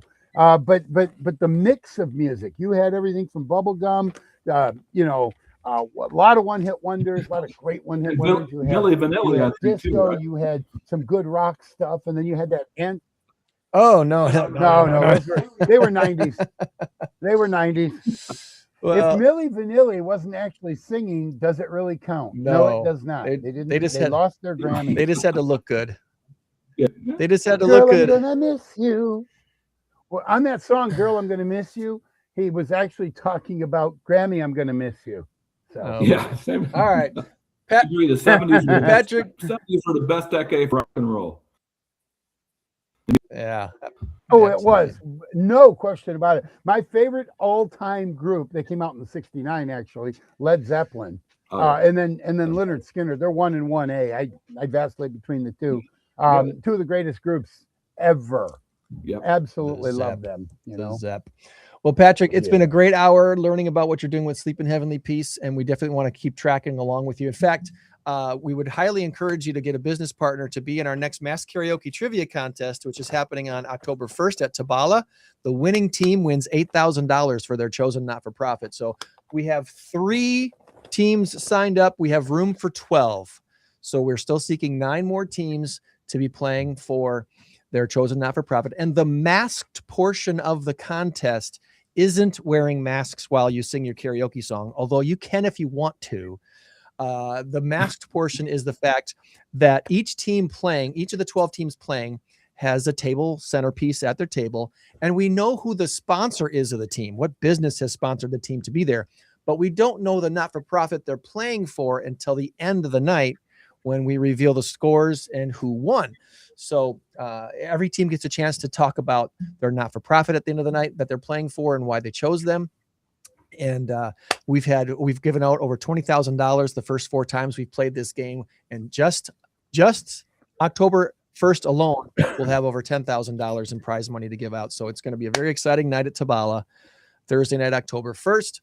If you want to sign up, contact InCrowd 815, and we will get that information to you in your business. So if you got a business sponsor, Lowe's or otherwise, whatever, that wants to support a team for you guys, you get to have up to 8 players on your team. All 8 players get to play trivia as a team, and 1 or 2 or all 8 people can sing your karaoke song. It's up to you what you want to do with your karaoke song. So in the past, most of the winners have been solo singers, but that doesn't mean a duet couldn't win or a trio. You got time to prepare for that, but you don't have much time to sign up because there's only room for 12 teams and 3 have already been taken. 3 spots have already been taken. So check out incrowd815.com for more information on that. Patrick, before we let you go, any final things, any final shout outs or information you wanted to share before we let you go about your weekend? Well, I think I've pretty much covered everything I could possibly want to. You guys are amazing. The questions is brought to the table, even the AI ones, were exceptional. And the highlight of my day is going to be this trivia thing. Stroke of genius. Yeah. Stroke of genius, gentlemen. You guys are fantastic for Rockford. And Yeah, baby. you guys are one of the cornerstones of making Rockford an incredible city to live in and grow a family. And God bless you both. There's the goal. Awesome. Thank you, buddy. That was very, very nice to say. I know it came from the heart. So good luck with what you do with your make all sleep heavenly encounter. And we'll keep in touch. I think what you could do is you could have like the MASH logo with the asterisk and then have make and then all and then sleep heavenly underneath, subtitled. That can be a Why plan not? B. Good idea. Yeah. All Thank right. you, gentlemen. There's no way you're going to get sued by Thank you, Patrick. MASH, I mean, all right, we'll see you Have later. a great Have weekend. a good day. Bye-bye. Bye-bye.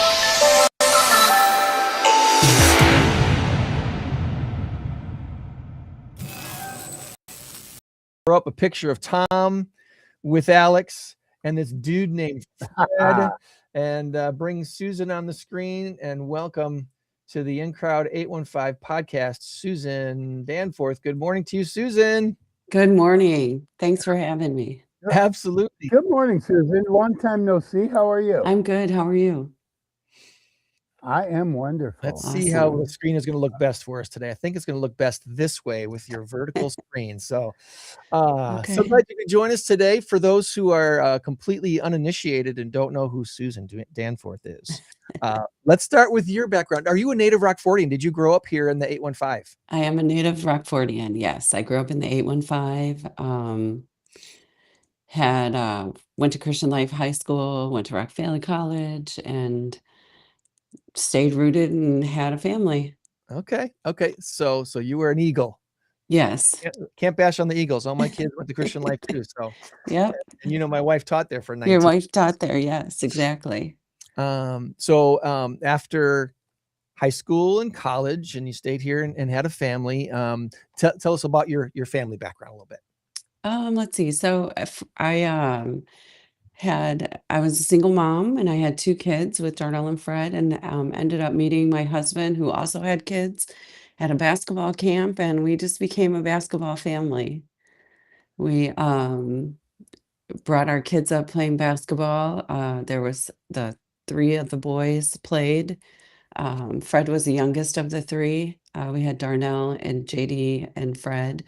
And just for lack of resources and time, we made them all play on the same team, even though he was 3 years younger than everyone. And he loved it. So, and it made our life easy. And it ended up working out for him. And some kids rise to the challenge, And the become like funny their thing older about brothers, it- and some don't. And obviously, Yeah, Fred did. he rose to the Yeah. challenge. Yeah.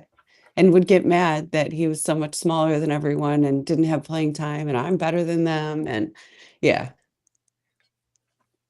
Well, the funny thing is, he was right. I Yeah, he remember was, wasn't JD he? was good as well, but Yes. Fred was so good in the early days at Nelson Storm.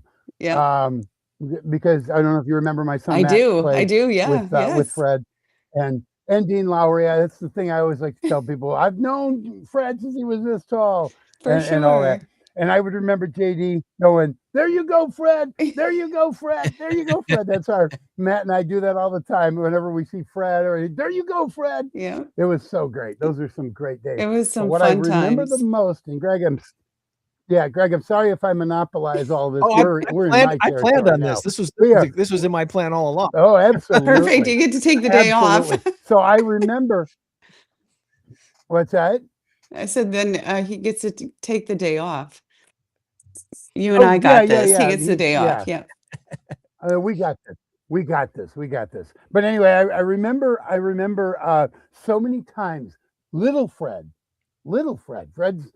still not that big. In fact, if you look at that picture, I'm taller than him. And I told Fred, you could ask him, I said, Fred, I'm taller than you. I should be the NBA star. Look at that. I'm like 2 inches taller than him. I should be the NBA star. Problem is, my parents smoked when she was carrying me. They stunted my growth. I should have been 6'8". I should have been an NBA star. Oh man. Now, Fred's much better at defense than me. He's got a better jump shot. He's faster. He's smarter. He's well. Anyway, I'll stop there. No, Fred is such a wonderful kid. I call him a kid. He's a grown man, but he's a kid to me. He's And he still will a always kid to be that. me He's too. he's Yes. a super. Oh yeah. No, he is a super individual. Fred has always been so accommodating. Now I understand if we were to go to that picture there was taken at the Milwaukee, the right? Bradley Center the year Yeah. before it was torn down. The following year, Milwaukee. Yeah, the following year we went to the opening of the what's Pfizer, it called now? The Pfizer Forum. Pfizer Forum. Yeah. Pfizer Forum. The following year we went. I had another picture with him when he was in studio with us. Fred is such a superstar. He can't just arbitrarily say, "Yeah, sure, I'll be on your show." He can't do that. So we get the next best thing. We get Mom. That's okay. We love that. Yes. We love Yep. that. But anyway, so but I remember Fred being maybe the smallest kid on the lightweight Nelson Storm team, and he's running around the edge, and we're like, "Oh, we got this. We got this." And then there you go, Fred, and there he goes, and he's in and out and in and out and gone in Gone. 60 Yeah. seconds, and it was amazing. We loved it. We loved it. And you know what? Fred's a big reason why we won a championship, 2 championships, whether it was lightweight, heavyweight, doesn't matter. He's a big reason. Thank Big you. reason. So anyway, okay, I'm done. No, I'm not really, but I had to get that in. It's fun to recall the history of that and all the stuff that he was able to do here in Rockford. And obviously he holds Rockford close to his heart for a lot of different reasons. And it's amazing to me still that at the end of that championship run that he shouted out Rockford in the end of his interview, which, we'll talk about that later, but how many NBA players ever do anything like that? I never Yeah. heard it before. I've never heard it. Maybe a high school. You might hear someone shout out their high school or something like that. But no, he shouted out the whole town. Yes, did. he did. Yes, he did. Pretty impressive. So I guess let's catch up on Fred. How is he doing with his recovery? Obviously, we saw him on the sidelines in the playoffs, cheering on his team and being the ultimate hype man and getting his team to almost break through. But they had a tough go there. How's his recovery doing? He's doing really good. He's on track. He's working out every day. We really all are just arranging all of our time to give him the opportunity to get back on the court as soon as possible. Yeah. Yeah. He's never been injured, so it was a big adjustment for everyone. And our family is very close knit, and so we've always just stuck together and do whatever is necessary. And this was just another time for us to come circle back and do that. Yeah. It's for never being injured for as long as he played. That's pretty impressive in itself. So, but as we've seen with other professionals over the years, when those major injuries happen, not all of them have what it takes to recover from that sort of stuff. I mean, it's It's a gosh, lot. it is It's a lot. And there's a different level of discipline. Obviously, Fred had crazy discipline to do what he did at his size and to become what he became. But this is a whole nother ball game, really, if if you want to put it that way, right? For sure. Like this is something where everything's out of your control. And everything's always out of your control, but you're in it and you can maneuver and make sure that you're doing your part. And this is just another situation where he's doing everything on his end to do his part. Yeah. Where does he spend most of his time these days as a Houston Rocket now? Is he kind of got a nice place in Houston where he spends Most of his time is spent in Houston, yep, where he has access to their gyms and facilities, and his trainer is here. So Yeah. Houston's quite the town. It's a huge. Houston is so When he much comes fun. to town, Yes. is it like Go ahead. I have not been to Houston. I've been to Texas a couple of times, but when he comes to town, is it kind of on the hush hush? Like you have reporters calling and saying, "When is Fred coming in? When do we want to interview him?" Or No, is it we try kind to of he do it just as comes quietly in as and, possible. you know, And it's a little, it works for the I would most part imagine, until yeah. he makes the target run. Yeah. I mean, Yeah. Yeah. he's got a bit of a distinctive look. It'd be kind of hard to hide under a hat and glasses. I mean, Yeah. even He sure tries, but yeah. Yeah. uh, You- the smile, the Here's beard. a you can't funny hide that. story. When Alex and Alex Gary was the guy in the photo, Mhm. we went up there to the Bradley Center. We were all interviewing him, and there were a ton of guys there. There were 20 guys asking Fred questions. And I was going to ask him, this is what I wanted to ask, and I never got a chance to. Hey, Fred, when you're in a bar or a restaurant in Toronto, do you get free meals when you tell everybody you're Drake? That's what I wanted to say. Because he looks so much Oh. like Drake. Yeah. And I never got a chance. Because the next guy, next. Okay, that's it. No more questions. I'm like, dang it. That was my moment right there. I could have been on ESPN. But I will say this. You're a bona fide star, and I do mean that. He is a star. He may be a superstar.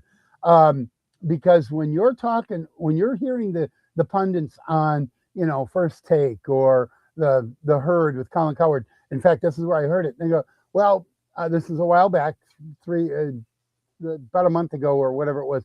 Well, without Fred Van Vliet on the floor, Houston is hampered or whatever, and obviously Kevin Durant too. But without Fred on the floor, it's a different ball game. I'm like, yep, there you go, Fred. There Yeah. you go, baby. Yeah. It was so cool. It was Yeah. so cool. Well, the after becoming an NBA player, it wasn't just enough to become an NBA player.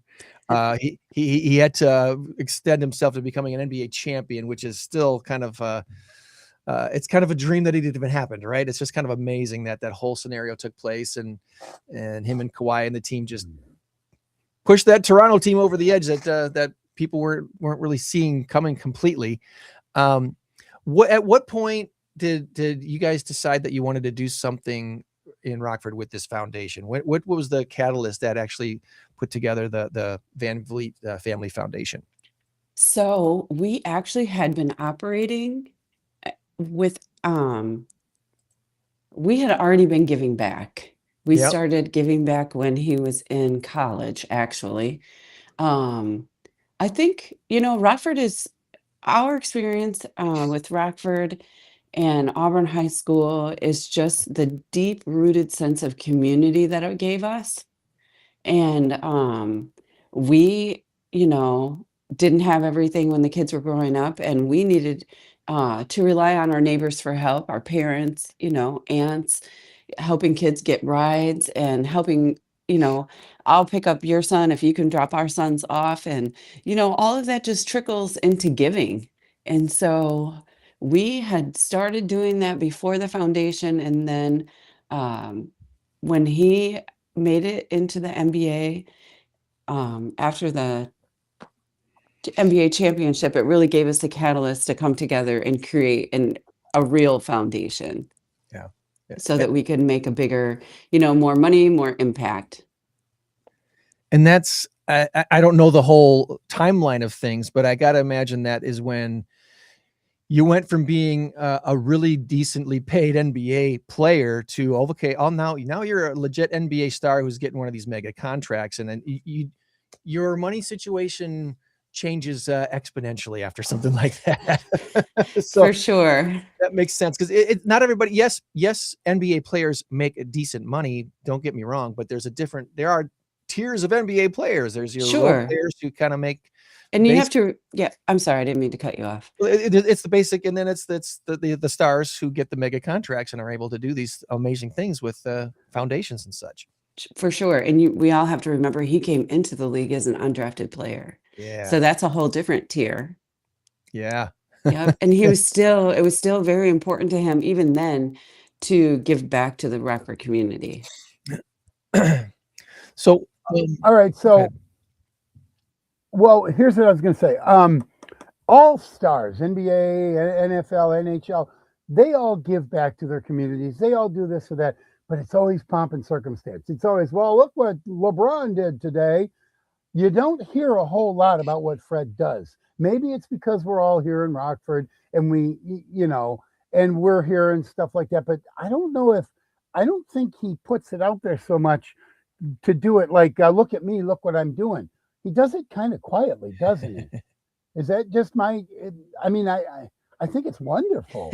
I think it's wonderful what he does for Rockford and for the schools and for, down at the community, the sports, what do you call it? Sports Sports complex Factory. and all of that. Sports Factory. Yeah. And I think he does this a lot kind of quietly. I don't know. I just such a testament to him and how nice he is, because he was going to do it regardless. And regardless of whether he signed a multi-million-dollar contract or just a league minimum contract, I have a feeling he'd still be here in this community handing out backpacks and everything else. I know he would because known Fred for a long, long time, and he's just that type of person. So that's just my comment. Yep, for sure. And he, it's more important that the work gets done than what he's given credit for in his eyes and all of our eyes. I think when you're in the trenches and you're doing things out of them kind of, it's just out of our heart. And it's one of my favorite things to do. And so we just do it. There's work to be done and we do the work. It's one of the things that a lot of not-for-profits and foundations have found over the years is that it's not just about the money. As important as the money is, what is really important is the partnerships and the collaboration that takes place. Has there been a certain thing that you and Fred have set it as a goal to partner with such and such organization, such and such people, partners and collaborations that have been important, like at the top of your list, to make sure that you're involving other people? Not so much as like a target of a certain company or individuals. It's really just finding like-minded people that are in it for the right reason. Yeah. And so we've been super lucky in the city of Rockford with our partners. We have Hard Rock Casino came right in and started contributing. We have Troy Zitke from Pro Restoration, Travis Anderson and UW Health System, the city of Rockford. I know I'm leaving people off the top of my head, but we've been very fortunate and had some really great donors, partnerships to help us keep going. Mission about, I want to make sure we could, as we put up your Van Vliet, that's hard to say, Susan. Van Vliet Yes. Family Foundation. You sound like my 2 and 3-year-old granddaughters when they say their whole name. It's so cute. Slow down. Yeah. Van Vliet. Van Yeah. Vliet Family It is Foundation.org. Yeah, it is a somewhat unusual name, and so many people call it Van Fleet with an F. And Sure. it drives me nuts. And we used to have- autocorrect does the same. So there you go. It does, because Vleet, VLEET, is not a word. Fleet is. So, but after you train your computer and your phone, then it's correct. But when national people do it, and they don't so much anymore, but when they first burst on the scene. And Greg, you remember a guy named Dave who used to have a sports show on ROK back in the day. I produced it. It was before you and I came on. He used to say Van Fleet, and it drove me. No, Dave. No, Dave. Vliet. It's Van Vliet. Get it right, or we'll cut your tires or something. I just saw him about 2 months ago, Dave. Did you really? Yep, I did. It was good to catch up with him for a minute. Yeah. So obviously the NBA is the NBA. So whether or not Fred stays in Houston for another year, 5 years, 10 years. There's just no telling, obviously. If you had to make a guess, do you think he is able to finish his career in Houston, or do you think he ends up getting traded again, or deciding to make a move himself, take his talents to South Beach or whatever? What would Fred want to do? Yeah, I want him to take his talents to Milwaukee. That's what I told him. I says, Fred, when are you coming to Milwaukee? Yeah. When he was in the studio with us, I said, Fred, I said this on the air, when are you coming to Milwaukee? And he laughed. Milwaukee or Chicago? How sweet would that be? Oh gosh. No, not Chicago. Milwaukee. That's my team. We I think that he loves Houston, and as much as he loves Houston, it's my hope that this is where he will finish his career. Yeah, I don't blame him. I don't blame him at all. Houston's a great city with so many opportunities and such a great place. So yeah, I totally would make sense. Go ahead. Well, Susan, do you have any idea what Fred's plans are after? Let's just say he comes back stronger than ever, wins another championship, whatever. And in about 3 or 4 years or 5 years, he says, you know what, I'm done. I'm calling it quits. Even if he called it quits now, he's got a championship under his belt, which is what, 90% of NBA players can't say. Yeah. Excuse me. Do you have any idea? Has he shared with you what he might want to do?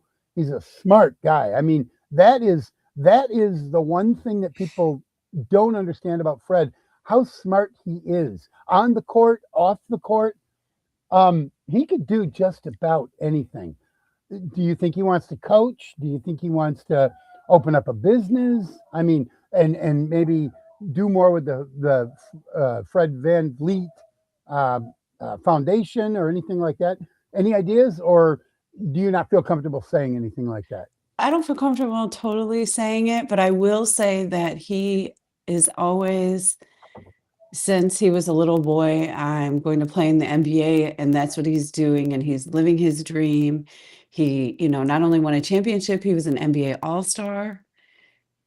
Yep. And that's where all of his concerted efforts are at now. He's obviously a very, very smart businessman, and he already has things going also that run parallel. He's also now the current MBPA president.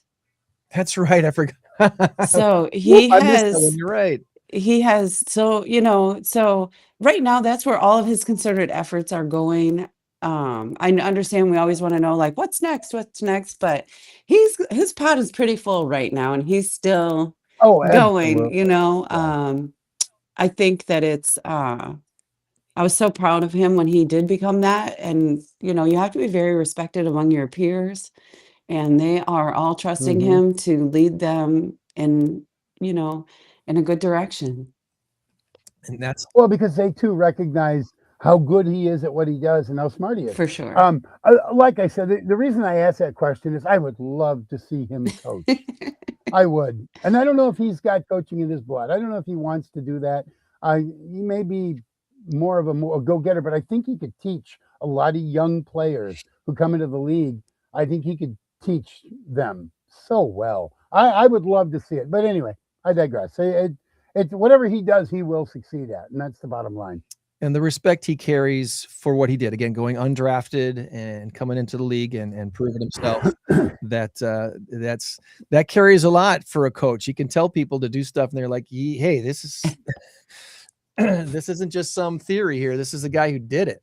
Yes. So that would be It would be very cool. I'm not saying it wouldn't. It would be very cool. well, I would be happy. I'd be close to the game still, right? and you see what this young guy's doing in Yeah. San Antonio. I mean, he's learning some lessons the hard way, obviously. That crazy comeback that the Knicks did to his Yes. team. Oh my God. Did you watch any of that game, or have you been watching the finals a little bit? I have been watching the finals, but I didn't see that game. I've just been watching the clips after, and that's really heartbreaking for them, because the media is not always kind. So as a mom, I'm like, oh man, because that's the side I come from now, A young team with a young coach. They just didn't have that veteran leadership. And it was a rare night when I was actually on my couch at home, able to watch the second half of the game. And I'm, Yeah. you're getting through the end of the third quarter, and my wife is sitting behind me, and I'm like, they're actually coming back. Yeah. This game ain't Yeah. over yet. And It's- when it unraveled in the fourth, I'm just sitting there going, why isn't he calling a timeout? Why isn't the head coach of San Antonio stopping this game? He's got timeouts. Why wouldn't you call a timeout and tell your players, hey guys, why aren't you running out the clock every time you're going down why are you shooting? That's right. Why are you shooting with 12 seconds left? They're- What's going on? And they're jacking up threes. Unbelievable. They're jacking up threes, which is spreading the defense and allowing more rebound opportunities for the big guys underneath. You're going to get one possession, one and done. You can't do that. You need to work it in, get a layup, and maybe get a rebound. Wemby in there with his big long arms. He's 7'4", and he's huge and he's good. But they're in Wemby's head as well because he's elbowing and all that. He's gotten a couple of flagrants now. Oh, he's gotten one. He gets another flagrant, he's out. I believe if you get 2 flagrants in the same series, you're out. Yeah, I think that's the I think rule. it's Certainly 2 in the same game. right. But anyway, Right. Well, it's an exciting season, and it's an exciting. It'll be interesting to see what happens tonight down in San Antonio. I don't have a dog in the game, so I don't care. I'm looking for an exciting ball game. Exciting game for sure. I guess other basketball things real quick. Did Fred grow up a Bulls fan? Was he all about the Jordan era, or what was his team as a kid? Obviously we were Chicago Bull fans because where we lived, but he grew up a Kobe fan. Okay, oh, well, who didn't? nice. Yeah. That makes a lot of sense. Obviously, Kobe's work ethic was second to none too. So modeling your work ethic and game after him. For sure. can't go And wrong he with- retired the year that he came into the league. so he didn't get to play. He didn't get to play against him or, see up close him play. Yeah. Did he get a chance to meet him? Did they get a chance to No. really? No. Oh, that's sad. Yeah. That is sad. That's sad. That's still kind of one of those surreal things that that Kobe's no longer with us. That whole tragedy. of Yeah. that. And the sad thing is, they say, do you remember where you were when this happened? I know exactly where I was when we got the news that Kobe had died in a helicopter crash. We were doing a trivia event up at the G5 Were you really? with my now former boss. And we're like, oh my God, that's it can't be a joke No. because no one jokes about that. But we're like, Kobe Bryant dead in a helicopter crash? He's like, Oh, that can't be right. he had just retired, right? Yeah, like a year or 2 Just a before couple years. or something. He was like 38 or whatever. And his little daughter with him. And oh my God, that was so sad. So not necessarily a Lakers fan, but definitely a Kobe fan. Definitely a Kobe fan. Yeah. Yes. That makes a lot of sense. That's cool. Well, if somebody wants to plug in to the Van Vliet Family Foundation, if you're looking for, obviously donations are going to help here, partner with the foundation and do things for the 815 here. If someone wanted to volunteer, is there some stuff coming up that people can plug into? Yeah. So we have in August, we have a back to school giveaway in Rockford. It's at Auburn High School. Okay. And it also has the 4 schools that feed into Auburn. We all join together and do one welcome back to school day. So it's Auburn, McIntosh, Kennedy, Lewis Lemon. Oh gosh, and there's one more. Probably Ellis. Ellis? It might be Ellis. It might be Ellis. So we're all over there. The principals are there, school staff, support staff, and get the kids ready for their first day of school. Are these basically the schools that feed into Auburn? These are all the schools that feed into Auburn. Yes. Yeah. Okay. Yep. And I believe that all the schools started doing those. But with our ties to Auburn, this is where we set up. And that makes Yep. total sense. Total sense. And from there, from the back to school drive, then we roll into Thanksgiving. And my favorite event ever is our Big turkey drive. the big turkey drive. Yep. we have about 200 to 300 volunteers that show up. We Wow. unpack trucks all on the same day and pack bags and give away 1,000 meals that feed anywhere from 6 to 8 people. Yeah, that's Yep. turkeys from Fred. There we go. Yes. Yep. Yep. And it's exciting too because we started with giving the very first year we only had enough to do 25 turkeys. Yeah. And we've grown to give out 1,000. So That's awesome. we'd love to do more. So if anyone would like to join us and donate, we would greatly appreciate it. From there, we roll to a basketball tournament the very next day at Auburn High School, the Fred Van Vliet Classic. We bring in teams out of state and in state for a great week of basketball. And then we also do things in Houston. Also, we adopted a middle school this year. We do game events with those kids also, and all of our work with the Rockford Park District. Cool. Okay. So a couple questions. Of the 82 games per year plus playoffs, how many do you physically get to go to? And I'm sure that number has probably waned since he's been injured, but on average, just any average year, 25 games, 50 games, 10 games? I would say it's probably closer to 20 or 25. That is cool. Yeah. That's that's a good number. Yeah. Because hey, listen, son, I love you, but man, I can't be on a plane and then another plane over to Miami and then another. Oh yes, plane I back to can. Houston, and then okay. Oh yes, I can. Good. Absolutely. It's how much time do you want to love spend that with your mom? answer. No, just kidding.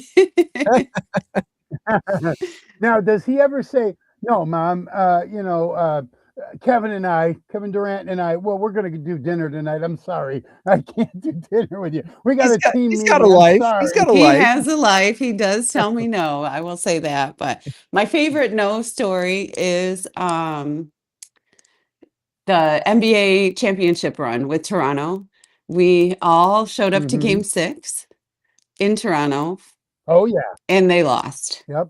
So he said, y'all are not coming. I'm going alone and we're going to finish this. And they did. And then I was sad because here he is winning an NBA championship alone, but it was okay. We all celebrated later. Well, I want to make sure I did share the link to the foundation website. I want to put the Facebook page in the chat as well, so people can go directly to the Facebook page and follow you guys there. Thank you. Make sure that's in the chat. So if you're following along with us today on YouTube or Twitch, LinkedIn or Rumble or Facebook, you should see the link already in the comment section. But if you're on one of the other platforms or watching later on Spotify, it should be in the show notes description there as well. So when was this picture taken, Susan? When was this? Gosh, was that maybe 3 or 4 years ago already? Is that the BMO? No, that's at No. Pfizer. That's Is that how you Pfizer. say it? Pfizer? Pfizer for okay. Yeah. Pfizer, Yeah, yeah. because that's Marshawn. And I don't believe that he plays for them anymore either. Okay. Yeah. All right. So normally we take this many kids throughout the year, and that year we chose to do everyone at one time. Gotcha. Wow. Yeah, so it was pretty cool. We had 3 busfuls of kids, and they collaborated together, and we brought them. And so normally when we do a game experience, the kids get money to eat with, and then the game and the t-shirts, and we ride coach buses. And then that year, Marshawn and his camp gave them all a gift. Nice. So everybody walked away with I believe it was a backpack and t-shirts or something. But yeah, it was really fun.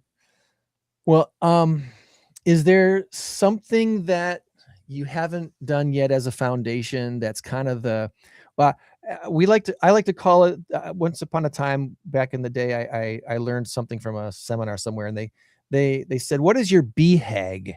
And what is your BHAG? And it stands for big, hairy, audacious goal. And the speaker told us at this seminar, was like, you know what makes life really fun and interesting? To always have something, some big goal in front of you that's so big and hairy and audacious, it scares you a little bit. It makes you wonder if you can even accomplish it, but it gives you that reason to stretch further than you might have ever gone before without it. So do you have a BHAG, a big, hairy, audacious goal for the Van Vliet Family Foundation that you're maybe haven't even started yet, but it's in that germination in the back of your mind, you're trying to make it grow and you're wondering if you can ever make it happen? Yeah, it would be, really to be able to do these, to take these game experiences, on the road. Yeah. It's very important to our foundation to give kids exposure to things outside of their neighborhood, to see that anything is possible and that they also have an opportunity to do things.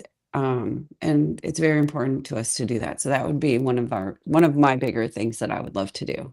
So the number of kids in this photo behind you right there, if all of those could board a plane and go see a game in Houston, is that kind of what you're trying to tell me here? That would be amazing, right? For them, for us. Obviously, that would require a lot of chaperones. Right? Yeah. Right. But yeah, something along that line for sure. Hey, if you've never been on a plane before, you can register to go on the Van Vliet Family Foundation trip to Houston to watch Fred play just a random game in the middle of the season down in Houston, getting out of Rockford for a weekend or a middle of the week thing. That would be an awesome goal. Yep. That would be a very cool thing to do. And For Tom would be sure. glad to be one of your chaperones. I know he would. Oh, absolutely. Yeah. Yes, Yep. we would be happy to have him. Absolutely. Hmm. Absolutely. Well, is there anything that we did not ask you today that you wanted to make sure we talked about when it comes to the Van Vliet Family Foundation? No, I think we covered it all. I'm just really grateful that you guys reached out and wanted to spend your Saturday morning with me. Absolutely. Thank you. Well, obviously we admire Fred a lot, and my connection with you through my wife is, I would love to be able to spend more time with you and get to know you a little bit better as friends here in the 815. So hopefully we get For a chance sure. to do that, and Tom would sure Yeah. as well. We do have some fun stuff coming up that maybe we can partner with. Maybe it makes sense, maybe it doesn't. But if you follow along with our In Crowd 815 stuff, one of the things that we've become known for is this sign behind me here, the Mass Karaoke Trivia Contest. Where we have version 5.0 of the contest coming up October 1st at Tabala. Okay. And we've given away over $20,000 toward not-for-profits in the first four that we've done so far. After the fifth one, we'll have eclipsed $30,000 because this time we have an $8,000 grand prize for the winning team's not-for-profit.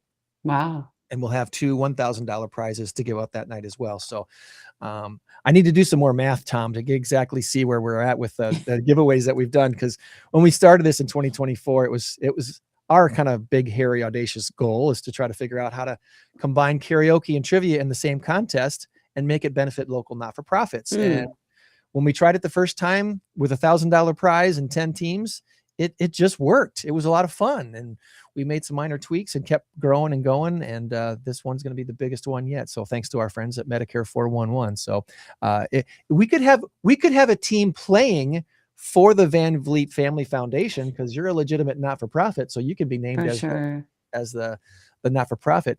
And what makes the contest masked isn't what people wear on their faces while they perform. It's the fact that the not-for-profit each team is playing for stays masked and concealed until the end of the night when we find out who the winners are and who will have to try again next time. So right, not the players, but the thing on the table. What am I trying to say? The thing on the table stays covered. The centerpiece stays covered, and then we reveal it at the end. Gotcha. So nobody's actually masked, but it is a lot of fun. Great way to get the name out there, and it's a great way to. Greg, I like it better when I'm far back away and you can see more of my teddy bears. I keep telling you, brother, you need a better camera, my man. You need a That's better okay. camera. This is big and imposing. Oh gosh. Well, you get what you get for now. Yeah, there we are. Much better. There we go. We'll put you up there. I feel like I'm. Okay, so my big, hairy, audacious goal for Fred and the Van Vliet Foundation would be to have resurrect the basketball in the Metro Center / BMO, the Big Orange Box, whatever, and have a Fred Van Vliet annual basketball tournament or something like that. All proceeds go to pick a charity, and have all teams converge. Maybe what you do is during the off season for the NBA, when you have the summer league for the basketball, for the high schools, everybody converges there and plays a round robin, or just simply plays, where you pare it down to one and then you get your championship. And the winning school gets all the money that, or something like that. I think that'd be a wonderful idea for all of the area schools that play. I know this because I used to work for the district, and we used to have, like, East would have it, Jefferson would have it.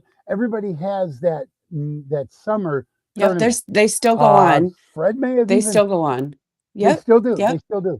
So what I'm saying is, after that, everybody converges on the Metro Center, and over about a 3-day weekend or something like that, Friday night games, Saturday games, Sunday games, with the winner being crowned on Sunday afternoon. And then whatever team it is, let's just say, gosh, I don't know, Auburn wins it all. Well, they get the money for their Sure. athletic program or for their Yep. school. I think that would be a wonderful idea. So Just throwing it out there, my Susan. 2 cents. worth. Thanks. We actually have a court Yeah. at the BMO. And I'm Yes. not sure the history of where that fell apart. Okay. I Yeah. know I've seen the pictures of it. Yeah. So, Yeah. Yep. all right. Well, Susan, Tom's got some trivia for us today. Oh boy. So Okay. It's gonna be me and you taking it. Oh, it's going to be fun. Let's see how Oh we do. gosh. It's time for Tom's Trivia Challenge on the In Crowd 815 podcast. Good luck.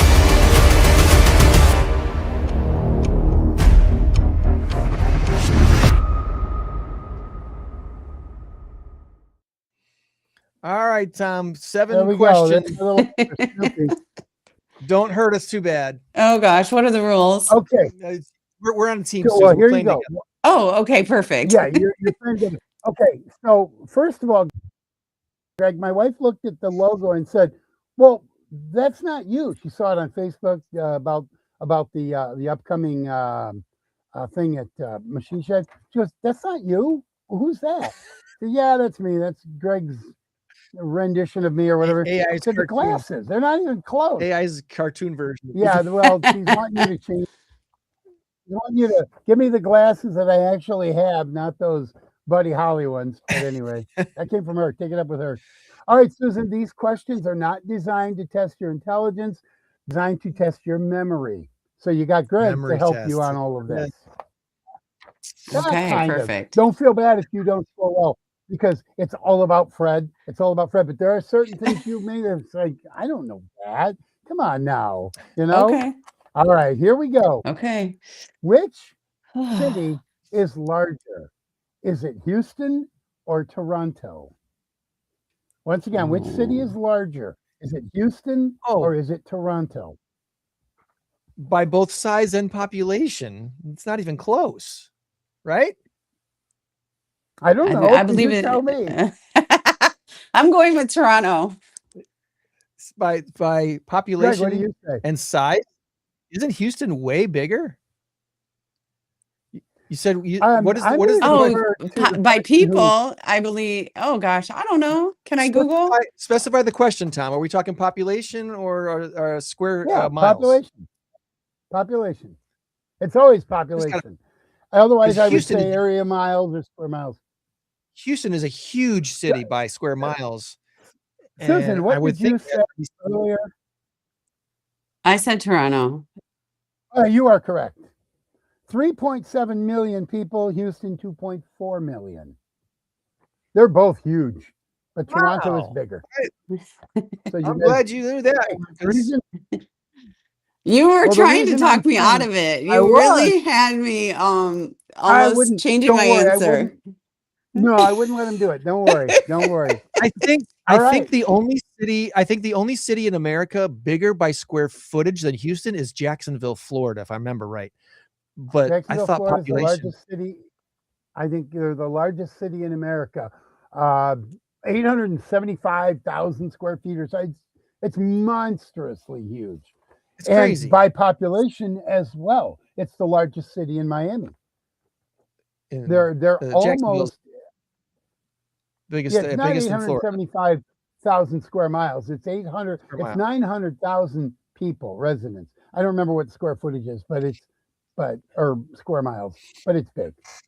All right, question number 2. How many NBA, and I don't expect you to know this, Susan. How many NBA championships has Houston won? Is it 2 or is it 3? No Googling. I hear Googling. They won. Do Well, I they hear won back to Googling? back, right? Didn't they win back to back in between the Bulls run? I don't know. I don't So know. that- I can't think give you any 3. I hints. think 3. I think they won a third since then. I would say 3. I'm gonna say 3. They only won 2.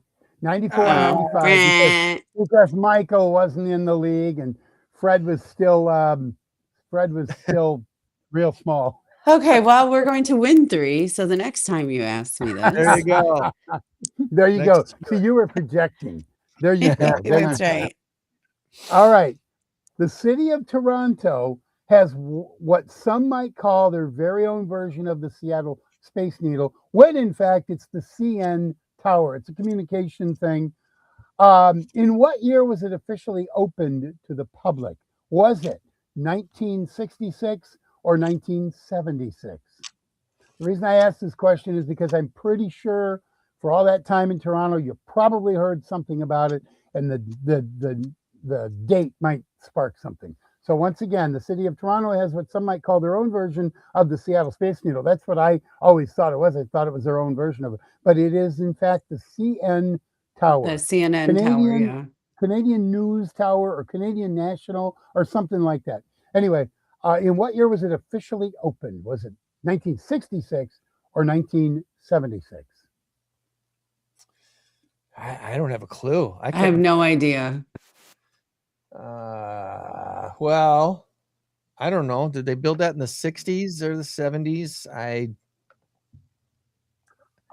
would say, Probably- if I could give you a hint, I would say the answer has part to do with a team from Philadelphia, but it has nothing to do with it, but the name of it, the name of the team from Philly.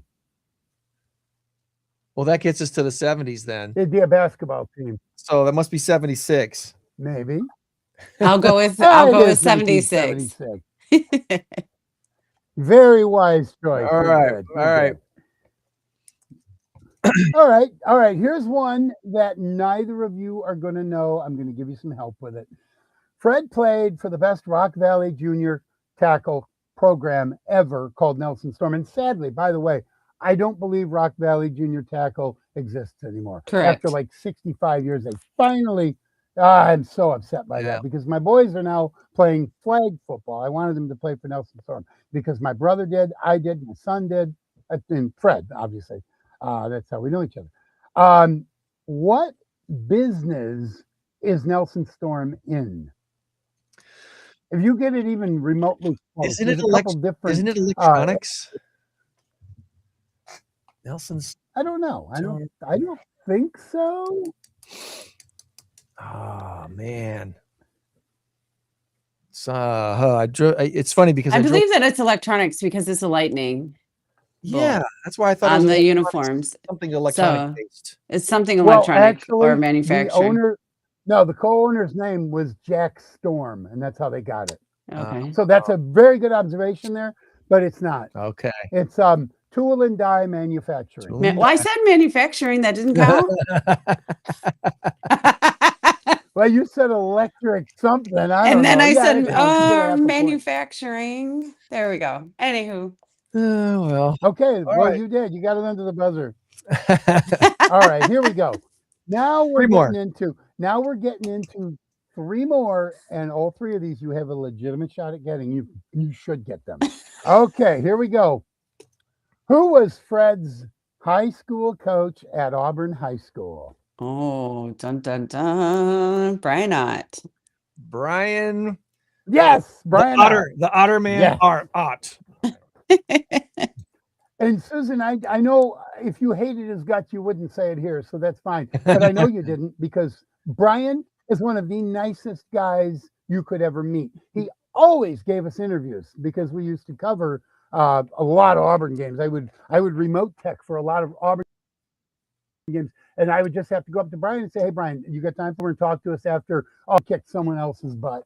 He was a wonderful, wonderful guy. Yeah. And I High school I basketball. love the guy. Okay. So- He's amazing. We our grandson actually absolutely. just finished up playing for him. So no, we love Coach Schott. They've become family. And more importantly, he is a really Yeah. great Christian man. Like that is the most important part. Like Yes. hands down. Yes, We love him you are forever. correct about that. Yes, you don't hear foul language coming out of his mouth. I mean, not that anyone who slips isn't a Christian. I'm not saying that, but I'm saying he No, does because walk my the husband walk. is the complete So- opposite. And he also is a Christian, but yes. Yeah, that it happens. You know what? I mean, the funny thing about it, the Bible does say don't use curse language, but or coarse language or whatever. But if you call somebody a name that's not a quote unquote swear word, well, you're doing exactly that. So an occasional swear word is it's fine. I don't look Careful. at anybody. Uh-oh. There we What's go. that? Yeah. No, I don't look at anybody as being, oh, he's not a Christian. He said the S word. Yeah, whatever. Did I lose you Okay, that's guys? between you and God. Nope, we're here. Give her a second. Okay, here we go. Here we go. Fred went on to play D1 college basketball at Wichita State University. What is the school nickname? Uh-oh. Gone again. What is the school nickname of Wichita State University? Do you know, Greg? Oh, hold on a second. Let me get Susan back on the screen here. There I am. I'm like, whoa. Ba, ba, ba, da, da, da, da, da. There we go. Sorry. We were off and then You on. lose me now. Yeah. Again. There we go. There we go. All right, Susan, I'll ask you again in case you didn't hear. Fred went to play D1 college basketball at Wichita State University. What is the school nickname of Wichita State University? The Shockers. The Shockers is correct. Shockers. So I have one more Fred story I want to share. This is where Fred gets his ultimate respect. He signed with Wichita State, I want to say after his junior year. He kind of unofficially said, yeah, I'm going to go to Wichita State. He had offers from a couple of different schools. He said, nope, I've already signed with Wichita State. Am I correct on that? He had given a verbal yes to them. Yes, Yeah, because that's he what I mean. yep. And He honored verbally that verbal- committed because and he it's verbal. honored No one, he honored that Yep. commit. You are correct. Yes. and no one's going to look down on you if you say, listen, Illinois gave me a better offer, or back then we sure. didn't have NIL money, but I mean, he stuck with Wichita State. Oh, I was so hoping that shot would have hit Kentucky, would have put them in the championship. Us Oh too. my God. I was on my feet watching. Yeah, I know.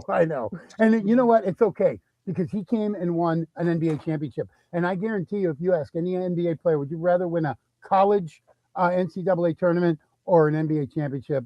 Most of them would say, Yeah, absolutely. Yes. it would have been so cool to have both, but because they were so good and so well coached. Oh my God. Okay, final one. And Greg, you can actually play that soundbite now. All right. I'm going to see if Because this works. It doesn't. This might work. Okay, this is the final question. Tell me when to hit play. Go ahead, hit play. From a player between the lines, can you describe what it was like competing in this series? It's stressful. It's stressful. Those guys don't make it easy, man. They're the best in the business for a reason. They've been the best for a long time, and so it took a lot of effort on our part, a lot of focus, a lot of resilience. They don't give you anything, so you got to go out there and take it, and we were just able to maintain over the series. Throughout the game, but particularly in the fourth quarter, the ball found you and you either had to take shots or make plays. So can you describe, as the ball was making its way to you, what you were thinking? That's what I do. That's what I do. That's what I worked for all summer. Had the confidence in myself. My teammates had the confidence in me. And Kawhi can't take all the shots, so they were doubling. Kyle kind of slowed down a little bit. They were doubling and was able to step up and make some big shots. You talked about the champions. Yeah, boy! Yeah!